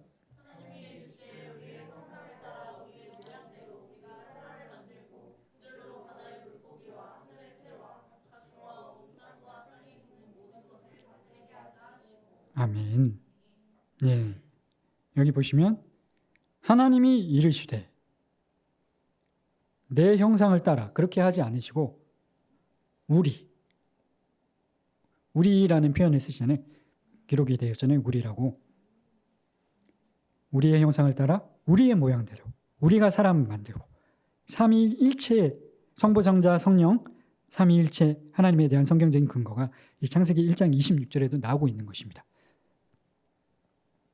그러니까 이게 우리가 한글로만 이렇게 되어 있는 것이 아니라 히브리어 성경에도 동일하게 이렇게 되어 있는데, 최초의 성경이 쓰여졌던 언어인 히브리어 성경에 이렇게 기록이 되어 있고, 유대인들이 보는 성경에도 이렇게 기록이 되어 있는데, 유대인들은 그러니까 성부 하나님만 하나님이라고 믿거든요. 그러니까 예수님을 인정하지 않고 성령을 인정하지 않고 성부 하나님만 하나님이라고 믿기 때문에, 그러니까 예수님을 통해서만 우리는 구원을 얻을 수 있는데, 성령께서 우리 마음에 조명을 해주시고 예수님을 통해서 우리가 구원을 얻을 수 있는데, 삼위 하나님께서 동일한 본질을 가지고 계시고 영광과 능력이 동등하신 분이신데, 그 근거가 창세기 1장 26절에 히브리어 성경에도 그렇게 나와 있는데, 이 부분을 그냥 무시하거나 아니면 건너뛰고 있다. 그 유대인들은.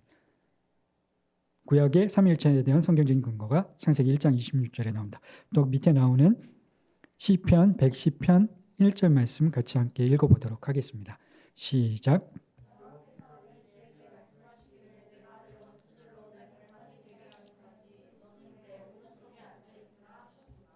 아멘. 여기도 보시면 여호와께서, 성부 하나님께서 오실 메시아 성자 예수님께 말씀하시기를, 내가 성부 하나님이 메시아 예수 그리스도의 원수들로 그 발판이 되게 하기까지 내 오른편에 앉아 있어라. 그렇게 말씀하셨다는 겁니다.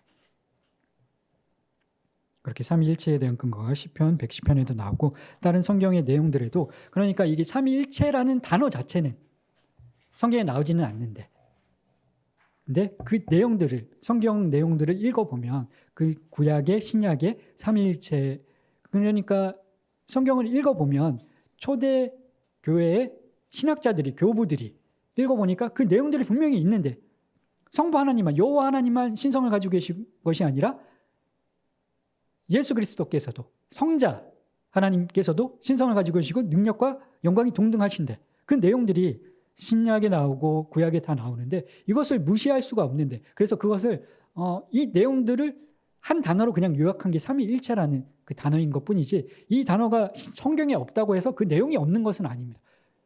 모르는 사람들이 왜 그런 성경에도 없는 것을 주장을 하고 믿냐 그렇게 이야기하는 사람들이 있는데 삼위일체에 대한 내용은 분명히 성경에 나오고 우리가 이것에 대해서 알아야 될 이유는 이제 마지막에 후반부에 같이 함께 살펴볼 텐데 그렇게 구약과 신약의 근거들을 같이 함께 살펴보았습니다.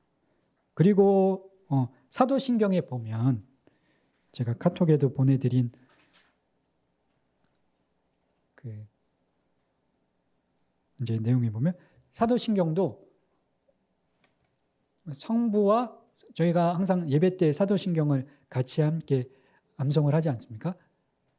성부와 성자와 성령에 대한 내용이 동일하게 동등하게 그렇게 나옵니다.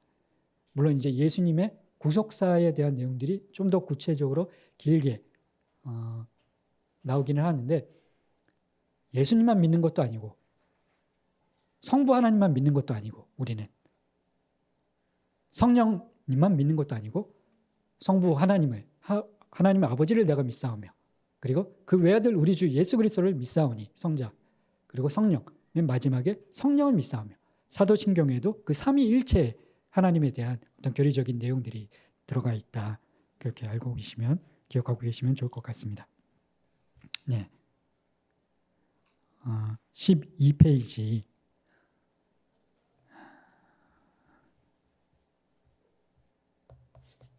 12페이지 2번으로 넘어갈 텐데 저희들이 조금 쉬었다 하시죠. 뭐 잘 쉬었습니까? 네. 좀 어려운 내용이긴 한데 이게 이제 제가 2017년 그 날짜를 기억하는데 이게 어려운 내용이었지만 17년 4월 달에 17년 그 봄에 처음 소요리 문답 강의를 일반 그 남자분들 성도들 대상으로도 공식적으로 시작했던 게 17년 봄이었었는데 그때 17년 4월 8일에 이제 삼위일체에 대한 내용을 이제 강의를 들으면서 저도 처음 들었던 내용들도 있고 내용이 어려워도 나중에 끝까지 들으면은 은혜가 되는 부분이 분명히 있더라고요. 이게 왜 알아야 되고 우리가 구원의 은혜를 누리는 데 있어서 예수님에 대해서 하나님에 대해서 그리고 성령에 대해서 어떤 부분들이 내가 부족했는지 오랜 시간 신앙생활을 해왔다고 해도 자세히 알지 못했던 그런 부분들을 알 수 있는 좋은 기회니까 조금 힘드시더라도 조금만 참으시고 금방 끝날 수 있도록 시간이 훌쩍 지나갈 수 있도록 제가 말을 좀 빨리 해보도록 하겠습니다. 2번 이제 삼위일체에 대한 기본 명제인데 기본 명제로 세 가지가 있습니다. 같이 함께 읽어보도록 하겠습니다. 첫째, 둘째, 셋째. 첫째부터 첫째, 둘째, 셋째. 예. 그러니까 오문과 육문을 보면 소요리 문답 오문과 육문을 보면 이 기본 명제 세 가지를 저희들이 추출해낼 수 있는데 오문에서 살아계시고 참되신 분은 오직 하나님 한 분뿐이시다. 하나라는 기본 명제. 그리고 두 번째로 성부와 성자와 성령은 구별되는 인격체이시다. 그것이 이제 육문은 하나님의 신격에는 성부, 성자, 성령 삼위가 계시다. 그러니까 구별되는 인격체다. 성부, 성자, 성령은. 그리고 세 번째로 성부, 성자, 성령은 육문에 보면 이제 후반부에 세 분이 한 하나님이시며 본질이 같고 능력과 영광이 동등하십니다. 그러니까 세 가지 명제가 첫 번째는 하나라는 거, 두 번째는 구별된다는 거, 세 번째는 동등하다는 거. 그것이 핵심입니다. 성부, 성자, 성령의 하나님의 기본 명제들이 그렇게 되는데 첫 번째로 하나님은 성부, 성자, 성령 삼위로 구별되어 존재하신다는 것인데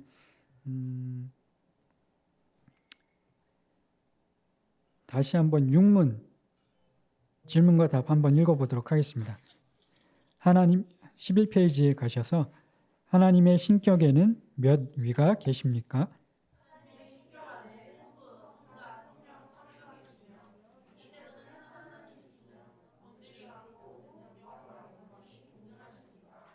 그러니까 이 육문의 답변에서 중요한 것은 성부와 성자와 성령께서 서로 구별되는, 그러니까 아까도 말씀드렸던 것처럼 집에서 아버지고 직장에서 부장이고 축구 동호회 가면은 뭐 주전자고 그러면은 사실 한 군데서만 있을 수밖에 없는데 구별되는 게 아니라 나라는 사람이 한 역할만 할 수 있는데 성부와 성자와 성령은 서로 구별되면서 각각 독립적으로 존재하시면서 하나이신 분이시다. 그게 이제 중요한 부분이거든요. 구별된다는 것이. 그래서 세 분을 가리켜 저희가 아까 마태복음 3장에서도 예수님께서 세례 받으시는 그 장면에서도 보았던 것처럼 예수님께서 세례를 받고 계시고 성부 하나님께서 하늘로부터 소리 이는 내 사랑하는 아들이다 하는 그 음성을 들려주고 계시고 그리고 성령 하나님께서 비둘기 같은 모양으로 그 예수님 위에 성령이 임하시는 그런 모습을 우리가 볼 수 있었는데 그렇게 구별되게 각각 존재하고 삼위로 존재하고 계시다는 것이 중요한 명제 중에 하나입니다. 그러니까 새 인격체라는 말로 하나님 안에 새 인격체가 있고 그러니까 인격이나 그러니까 저희들이 하나님에 대해서 인격이라는 말을 쓰는 게 조금 이상하게 들리실 수도 있는데 이게 지지난주 같이 함께 살펴봤던 것처럼 신인 동형론적 표현입니다. 그러니까 우리가 이해하기 쉽게끔 그렇게 표현을 하는 거지 말들이 이해하기 쉽게끔 어린 아이한테 그 눈높이에 맞춰서 이해하는 것처럼 외국에 가면 그 나라 사람들의 언어로 말을 해야지 이해할 수 있는 것처럼 하나님께서 우리 인간이 이해할 수 있는 방법으로 표현을 한 것뿐이지 신격, 인격 뭐 다른 말이 아닙니다. 하나님에게 그 성부, 성자, 성령 세 인격체가 존재하고 계시는데 그 세 인격체가 하나님으로서 동등한 관계에 있다는 것이 또 중요한 명제입니다. 이 무엇이 동등하냐? 무엇이 동등할까요? 보시면 그 육문의 답에 보시면 본질이 동등하고 성부, 성자, 성령께서 본질이 동등하고 능력과 영광이 동등하시다. 그렇게 되어 있는데 아까도 설명해 드린 것처럼 능력과 영광이 동등하신데 완전하신데 무한 영원 불변하신데 그것이 그러니까 33.3%씩 나눠 가지고 계신 것이 아니라 그 능력과 영광이 동등하시고 그리고 수직적인 관계 자칫 잘못 생각하면 그러니까 아리우스가 그랬던 것처럼 예수님은 그 태초에 창조 때 성부 하나님께서 만드신 피조물이다. 그리고 아들이니까 수직적인 관계 그러니까 아버지보다 성부보다 좀 능력이 덜하다. 그렇게 생각될 수도 있는데 제가 그 17년의 4월 달에 이 그 삼위일체 말씀해 주신 걸 듣기 전에 그랬었거든요. 조금 약간 예수님은 하나님이 성부 하나님이 좀 더 어떤 전능하시고 성자 예수님은 그 능력이 약간 떨어지시는 거 아닌가 그런 생각들을 가진 적이 잘못 알고 있었는데 그렇지 않다는 것을 이제 알게 된 거지. 그럴 수밖에 인간의 몸을 입고 오시고 십자가에 달리셔서 고통을 당하실 수밖에 없었던 이유는 따로 있는 것이고 능력이 전혀 뭐 성부 하나님에 비해서 성령 하나님에 비해서 예수님께서 떨어지거나 뭐 더하거나 그런 것도 아니고 동등하시다. 능력과 영광, 능력뿐만 아니라 영광도 동등하시다. 그렇게 기억을 하고 계셔야 합니다. 알고 계셔야 합니다. 그 부분이 이제 중요한 것이 이제 마지막에 나오게 될 텐데, 그리고 지난주에 저희들이 하나님은 어떤 분이신지, 하나님은 영이시며 존재와 지혜와 능력과 거룩과 공의와 선함과 진실이 무한하시고 영원하시고 불변하시다. 그렇게 배웠는데 이야기를 같이 나눴는데 그럼 이 삼위일체 하나님의 그 성부 하나님도 지혜와 능력이 무한하시고 영원하시고 불변하신 분이시고 예수님도 지혜와 능력이 무한하고 영원하고 불변하신 분이시고 성령님도 지혜와 능력이 무한하시고 영원하시고 불변하시는 분이시라는 것입니다. 그렇게 능력이 동등하시다는 것인데 그리고 세 번째 중요한 명제가 성부, 성자, 성령 모두 완전한 한 하나님이시라는 것입니다. 그래서 그 삼위일체 하나님이라는 말 속에 제일 중요한 것은 성부와 성자와 성령이 서로 구별된다고 하는 그 명제와 그리고 하나님으로서 동등한 영광과 능력을 본질을 가지고 계시다는 것과 그리고 완전한 한 하나님이시라는 것이 중요하다는 것입니다. 여기 이제 그림을 제가 한번 그려보시면 조금 더 이해가 수월하실 텐데, 카톡에 보내드린 그 그림을 보시고 한번 그려보시기 바랍니다. 이렇게 이제 사모님이 그려주신 거를 제가 따라와서 그려본 건데, 가운데 하나님을 그리고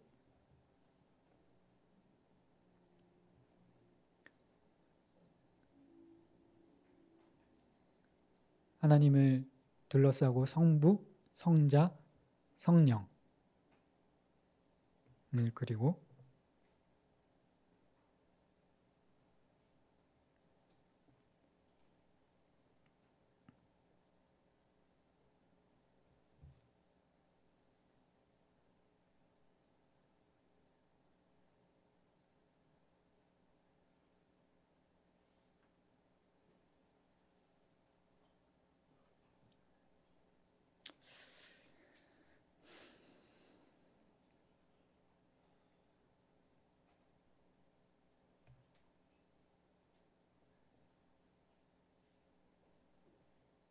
네, 다 그려보셨습니까?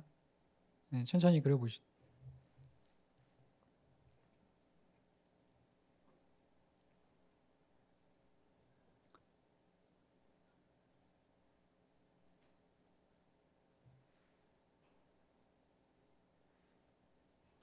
성부는 성령이 아니시다.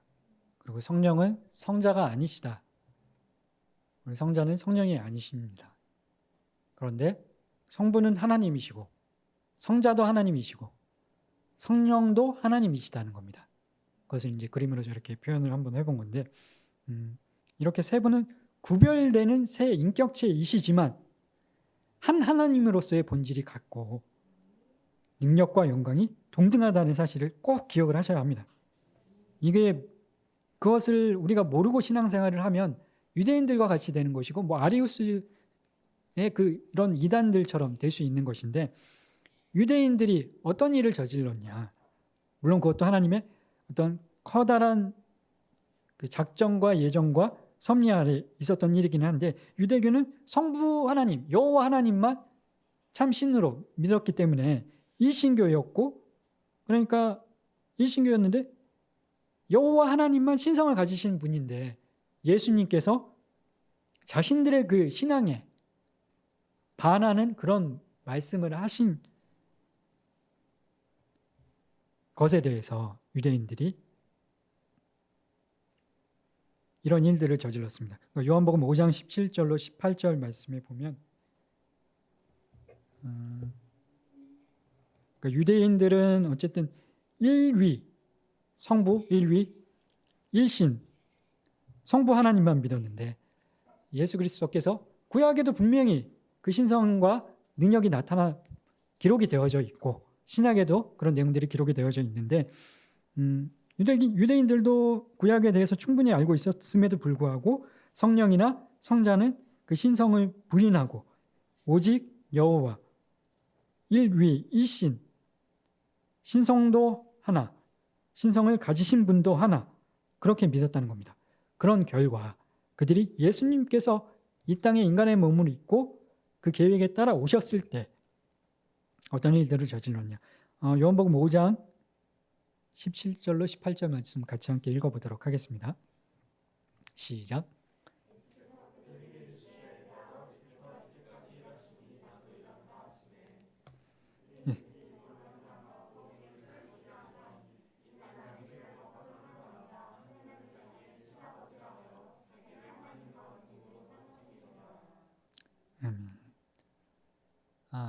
그러니까 유대인들이 예수님께 이제 돌을 던져서 예수님을 죽이려고 하는데,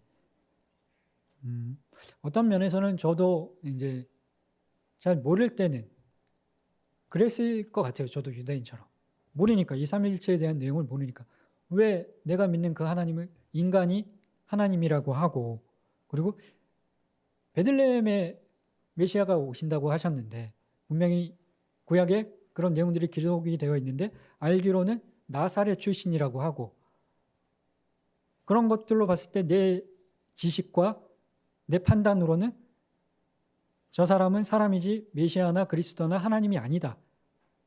그런 생각을 하고 저도 돌을 던졌을 사람이라고 저는 그런 생각을 많이 했거든요. 성경을 읽으면서 또 이런 공부를 하면서 그런 생각들을 많이 들었는데, 유대인들은 자신의 그런 어떤 신앙들, 일위일신 성부 하나님만 믿고 있었고, 그리고 안식일을 엄중하게 목숨까지 목숨이 죽는 것까지 불사할 정도로 안식일을 굉장히 중요하게 생각했는데, 예수님께서 안식일에 병자들을 고쳐주시고, 그리고 본인이 그 안식일에 일하시면서 병자들 고쳐주시면서 아버지께서 일하시면 그 하나님을 아버지라고 칭하시면서 자신을 아버지와 하나님과 자신들이 믿는 그 일위일신 성부와 동등하게 말씀하신 것을 유대인들은 막 어떤 견딜 수가 없었던 겁니다. 견딜 수가 없어서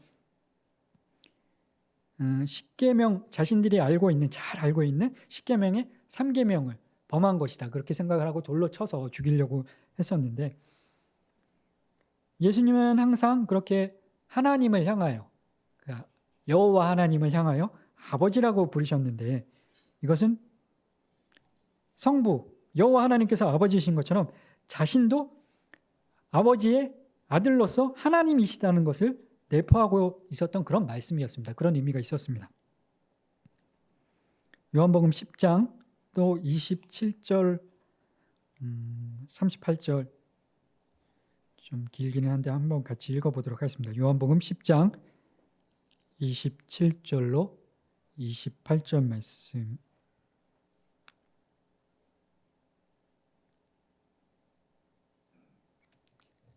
제가 먼저 읽고 교독하시도록 하겠습니다. 내 양은 내 음성을 들으며 나는 그들을 알며 그들은 나를 따르느니라.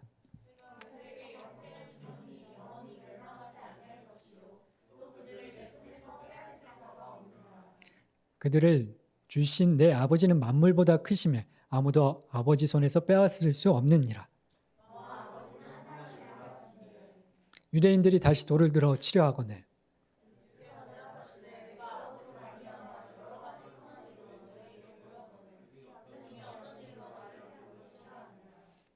유대인들이 대답하되 선한 일로 말미암아 우리가 너를 돌로 치려는 것이 아니라 신성 모독으로 인함이니 내가 사람이 되어 자칭 하나님이라 함이로라.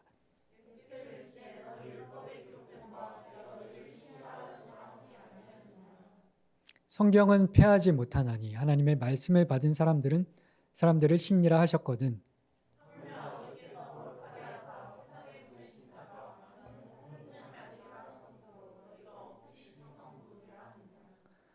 만일 내가 아버지의 일을 행하지 아니하거든 나를 믿지 말려니와 나를 믿지 아니할지라도 그 일은 믿으라.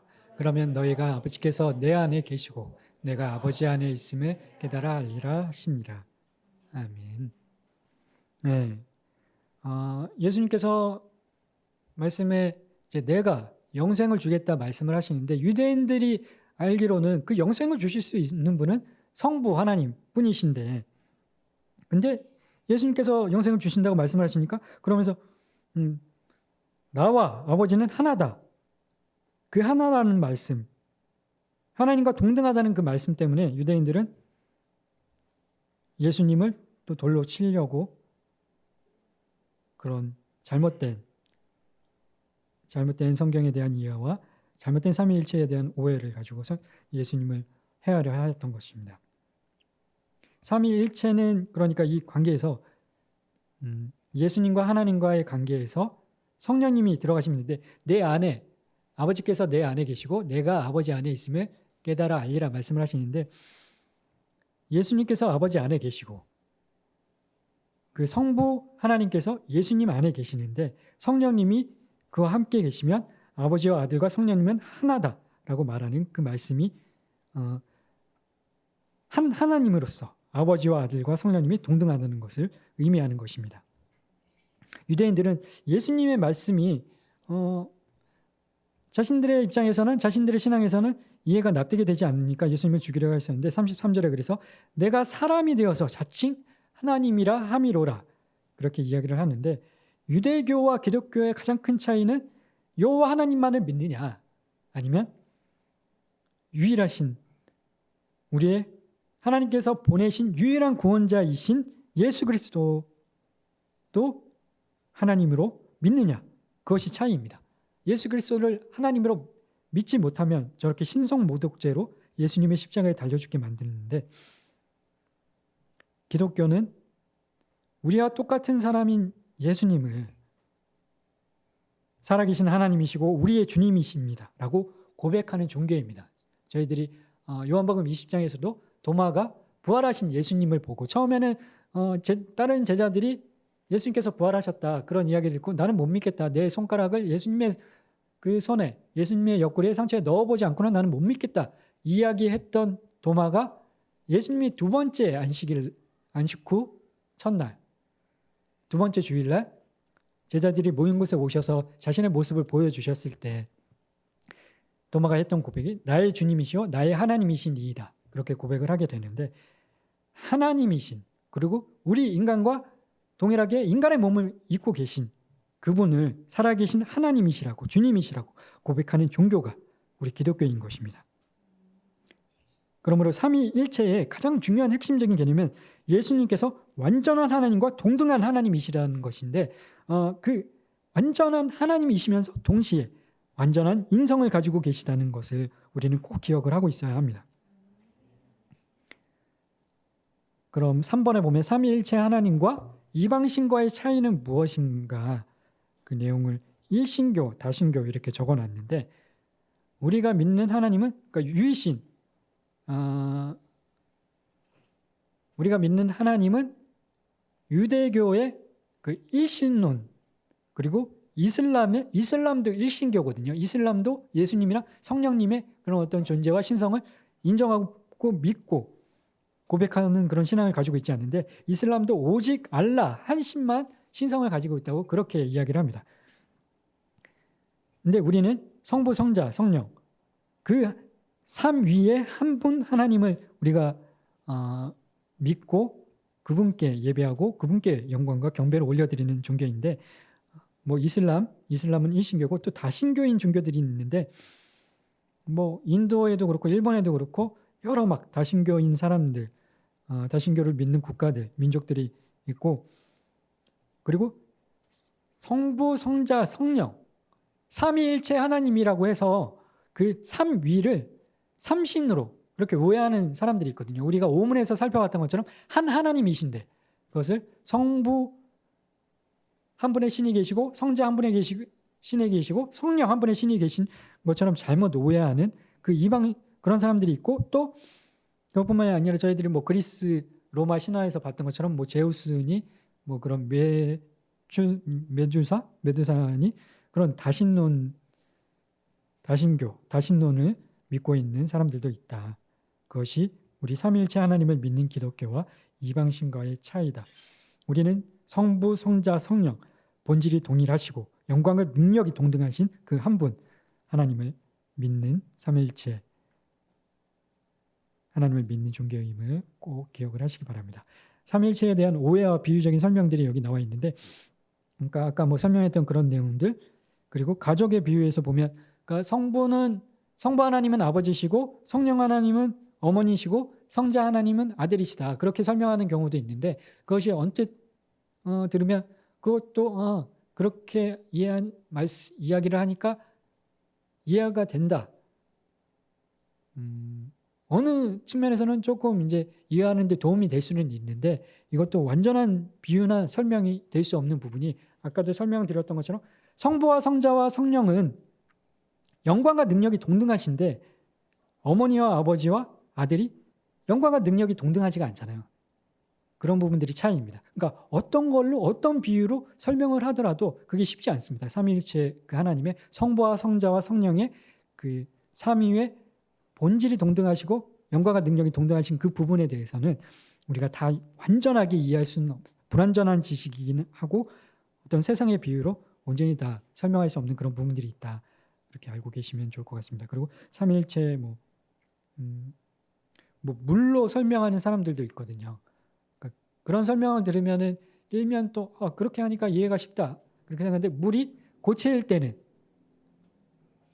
얼음이고, 또 액체일 때는 물이고, 기체일 때는 이제 수증기잖아요. 수증기 뭐 그런 것처럼 성부, 성자, 성령을 그렇게 설명하기도 하는데, 어떤 비유, 어떤 설명이라고 하더라도 완전할 수가 없다. 오직 그 소요리 문답 6문에 하나님의 신격은 성부, 성자, 성령 그 삼위로 계시고 그 세 분은 한 하나님이시며 동등한 본질과 동등한 영광과 능력을 가지고 계시다.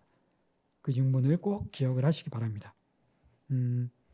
저희들이 이제 진짜 중요한 것은 이제 거의 다 이제 끝났습니다. 끝났는데 우리가 왜 이렇게 삼위일체에 대해서 이 어려운 내용에 대해서 완전히 설명이 안 되는, 그래서 어떤 우리 교계에 큰 영향력 있으셨던 이성원 목사님이라는 분도 평생을 50년을 사역을 하시면서 단 한 번만 그것을 설교하셨다고 하는데, 이런 것을 우리가 왜 알기를 힘써야 하느냐, 여러 가지 이유가 있는데, 일단은 먼저 지난주 사문과 또 연결해서 생각을 사문 한번 기억해 보시기 바랍니다. 사문에 하나님은 어떤 분이십니까?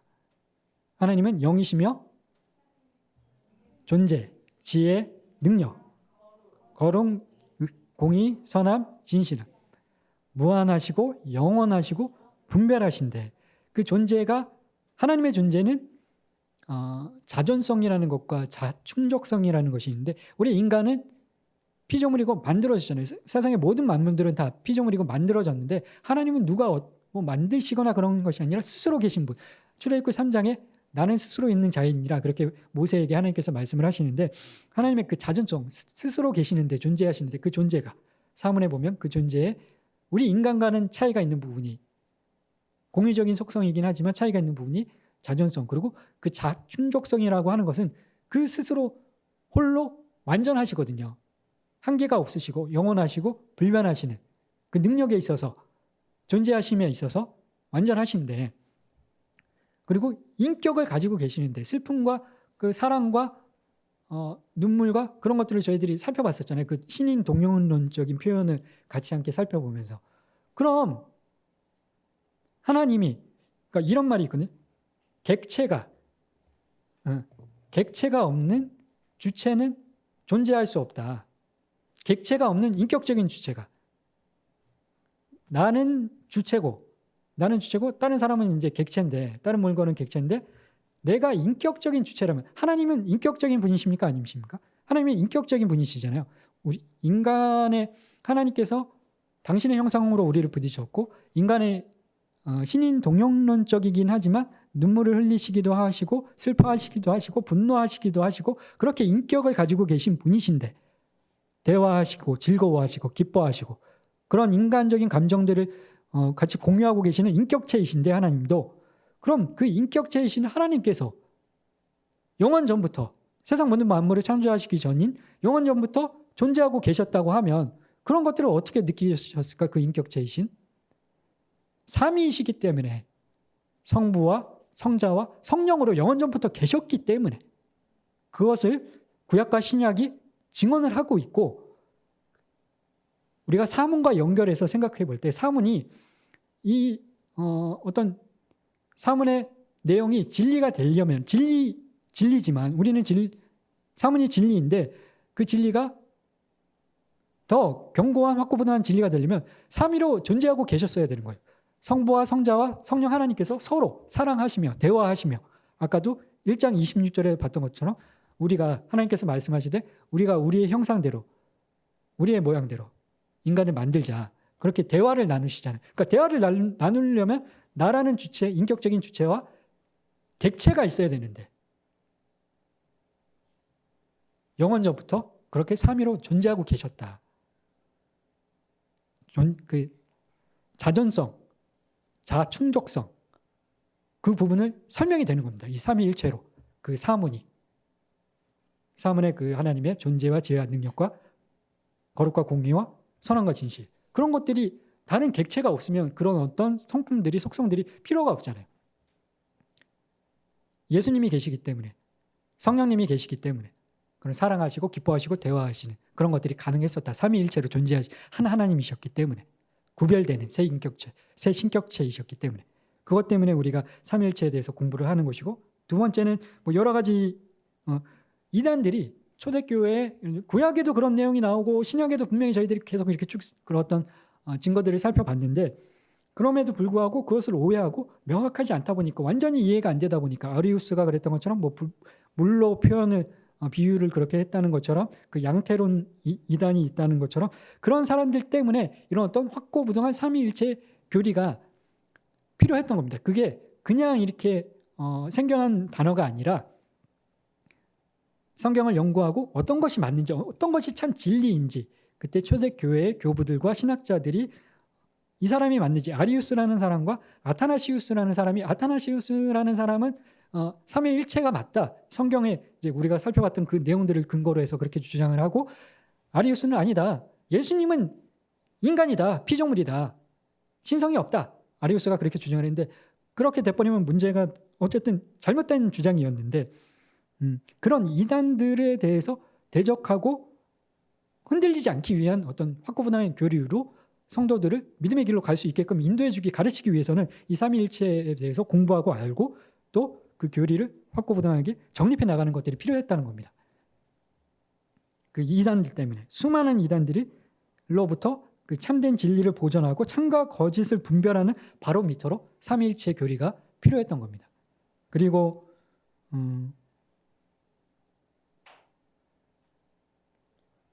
또 중요한 부분은 우리가 예배를 드릴 때 성부 하나님께만 예배를 드리는 것이 아니라 우리가 그리고 예수님만 우리가 사랑하는 것이 아니라 성자 하나님, 성부 하나님, 성령 하나님 세 분 하나님 모두에게 우리는 동등하게 영광을 올려드리고 동등하게 감사와 영광과 찬송을 올려드려야 한다는 것입니다. 그래서 찬송가 1, 2, 3장, 4장에도 보면 성부와 성자와 성령께 성령을 올려드리는 그 찬송들이 있거든요.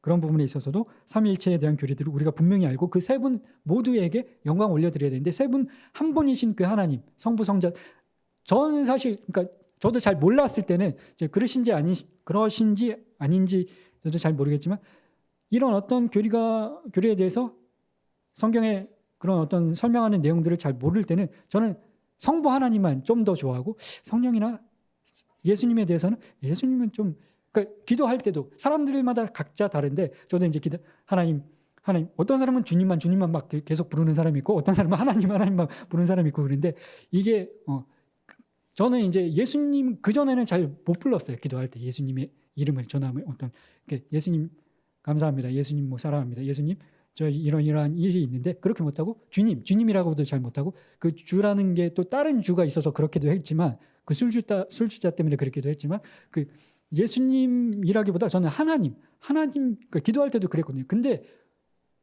약간 편향적인 하나님만 편애하는 제가 그런 마음이 좀 있었던 것 같아요. 삼위일체 교리에 대한 정확히 몰랐을 때. 잘못된 어떤 신앙생활이다. 우리가 일문이 무엇입니까? 하나님을 인간의 목적이 우리의 목적이 하나님을 영원하게 하고 그분을 영원토록 즐거워하는 것인데 온전히 그분을 기쁘게 해드리고 그분에게 영광을 올려드린 것은 성부 하나님께만 영광을 돌려드리는 것이 아니라 성자 하나님께도 그리고 성령 하나님께도 동등하게 우리는 영광을 올려드려야 한다는 것입니다. 그런 부분에서 이 삼위일체의 교리가 공부해야 되고 알아야 되고 중요한 부분이고 그리고 또 하나님이신 예수님께서 인간이 되셔서 이 땅에 오셨다는 것은 반대의 경우를 상정할 수 있는 가능성이 있다는 소망이 우리에게 있다는 겁니다. 그러니까 하나님이신 예수님이 인간이 되셨다는 것에 반대의 경우로 상정을 한다면 어떤 것이겠습니까? 인간인 우리가 하나님이 된다는 것입니다. 신적인 존재가 된다는 것입니다. 하나님의 자녀가 돼서 그런 가능성이 하나님이신 예수님이 인간이 되셨다는 것은 인간인 우리도 그 하나님의 자녀가 될 수 있다는 그 양자됨의 교리가 분명히 그 소망이 그 반대의 경우의 가능성이 확실하다. 그런 것들을 우리가 삼위일체 교리를 통해서 조금 더 깊이 깨달을 수 있는 것입니다. 그리고 마지막 세 번째로 이것이 가장 중요한데 저는 다른 어떤 무엇보다도 가장 중요하게 생각했던 부분이 아까도 설명드렸지만 이 삼위일체의 교리를 들으면서 수직적인 하나님과 예수님의 관계가 그 능력이 예수님은 조금 이렇게 능력이 좀 부족하시다 하나님에 비해서 그런 수직적인 관계다 아들이시니까 그렇게 생각하고 있었는데 전혀 그렇지 않고 동등한 우리가 이제 계속 살펴봤잖아요. 성부와 성자와 성령께서 그 능력과 영광이 동등하시고 동등한 본질이라고 하시는데 그 말을 이제 17년 4월 8일에 여러분은 혹시 그런 안 드십니까? 그런 의문이 계시는 분이 혹시 계실지 모르겠는데 저는 그런 의문이 들었거든요. 그 말씀을 딱 들으면서 그러면은 왜 도대체 능력도 영광도 동등하시고 그리고 본질도 동등하신데 그럼 하나님 한 분만, 성부 하나님 한 분만 계시면 되지 뭐하러 이렇게 구별돼서 그런 의문이 생기시지 않으십니까? 제가 그때 막 들으면서 그런 의문이 생겼거든요. 근데 거기에 우리의 구원의 비밀과 하나님의 사랑이 담겨져 있습니다. 성자 하나님이 아니시면, 완전한 인간이 아니시면 우리가 우리의 죄를 대속하실 수 없으셨던 것입니다. 예수님이 정말 하나님이셨고 예수님이 정말 완전한 인간이셨다는 것을 이 삼위일체의 교리를 배우면서 저는 깨달아 알게 됐었는데 왜 동등한 본질을 가지고 계시고 동등한 능력과 동등한 영광을 가지고 계신 분이 인간 예수님이라는 하나님과 아버지 하나님이라는 성부와 성령 하나님이라는 그렇게 나뉘어져 있을까 생각했는데 우리의 구원을 위해서 그렇게 나뉘어져 있던 것입니다. 하나님은 성부 하나님은 성부 하나님대로 그곳에 계셨어야 하고 성자 하나님대로 인간의 몸을 입고 이 땅에 오시지 않으면 우리의 구원을 이루실 수 없으셨던 것입니다. 신성을 가지시고 인성을 가지시고 그 예수님이 진짜 참 하나님이셨구나. 예수님이 성부 하나님께서 정말 나를 사랑하셨구나.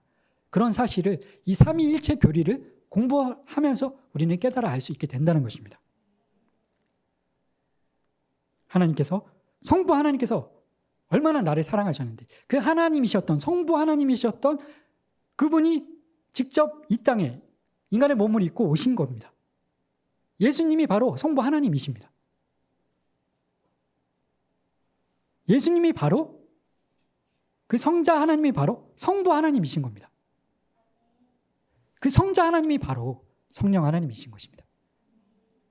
그것이 우리 구원의 비밀이고 성령의 하나님의 그 사랑의 비밀인 것입니다. 이 삼위일체의 비밀 안에 그 놀라운 은혜의 비밀이 이 교리를 공부할 때 우리가 그것을 깨달을 수 있게 있다는 것을 꼭 기억을 하시기 바랍니다.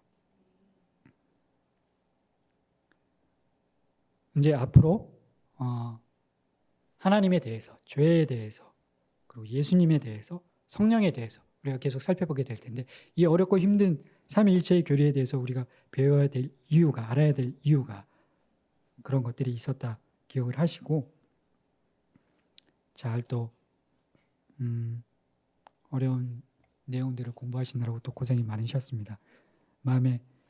저는 막 그때 그래가지고 그 말씀을 듣고 그것이 진짜 예수님께서 저는 나사렛에서 나도 유대인처럼 그랬을 것 같은데 그런 생각들을 하다가 이제 예수님이 진짜 하나님이셨구나 그 이제 말씀을 들으면서 삼위일체 교리에 대해서 공부를 하면서 예수님께서 진짜 하나님이셨고 그 성부 하나님이셨구나 그런 것을 너무 깊이 깨달을 수 있었는데 여러분도 그런 동일한 은혜를 누리실 수 있게 되시기를 바랍니다. 네, 오늘 고생하셨습니다. 그럼 제가 시간이 오래됐는데 기도하고 모임을 마치도록 하겠습니다. 사랑의 하나님, 죄인인 우리를 포기하지 않으시고 구원하시기 위하여 성부 하나님이셨던 당신께서 인간의 몸을 입고 예수님의 이름으로 우리에게 오셔서 우리를 구원하여 주시고 우리를 위해서 우리의 죄를 대신 대속하신 그 은혜를 우리가 잊지 아니하고 살아가기를 원합니다. 불완전하지만 하나님을 알 수 있는 이 참된 지식을 배우고 깨닫고 알아갈 수 있는 기회를 허락하여 주심을 감사를 드립니다. 선생님께서 우리와 함께 하셔서 우리 마음속에 혹여라도 하나님에 대하여 내 방식대로 오해하고 내 멋대로 상상하고 있었던 내용이 있다면 잘못을 깨달아 알게 하여 주시고 오해가 이해로 참된 지식으로 변하게 하시는 은혜를 누리게 하여 주시옵소서. 살아계시고 참되신 하나님이신 여호와 하나님께서 나를 너무 사랑하고 아끼셔서 인간의 몸으로 이 땅에 내려오지 않으면 안 되는 그 숙명을 안고 기꺼이 성육신하셔서 우리를 구원하신 그 놀라운 구속의 은혜를 우리가 잊지 않고 살아가기를 원합니다. 예수님은 하나님이십니다. 나의 주 나의 하나님이십니다. 그 진리를 마음속에 깊이 새기고 잊지 않고 살아가게 하여 주시옵소서. 그 은혜를 받은 하나님의 자녀로서 그 하나님의 자녀로서의 백성으로서의 신분에 합당한 열매를 맺으며 하나님을 성심성의껏 마음을 다하고 목숨을 다하여 하나님을 섬기고 또한 이웃을 사랑하며 섬기는 빛의 자녀들이 되게 하여 주시옵소서. 내일도 주일 예배를 통하여 하나님을 영화롭게 해드리기를 원합니다. 말씀을 전하시는 목사님과 사모님께 은혜를 더하여 주셔서 새롭게 주신 힘과 능력으로 사역을 잘 감당할 수 있도록 성령 충만의 은혜를 더하여 주시옵소서. 돌아가는 발걸음도 가볍고 안전하게 하나님께서 동행하여 주시길 소망하며 감사를 드리며 예수 그리스도의 이름으로 기도드립니다. 아멘. 감사합니다. 고생하셨습니다. 하나님께 감사와 영광을 드리겠습니다. 네, 고생하셨습니다. 늦은 시간까지. 네, 옆에 계신 분들과 인사하도록 하겠습니다. 사랑합니다. 축복합니다.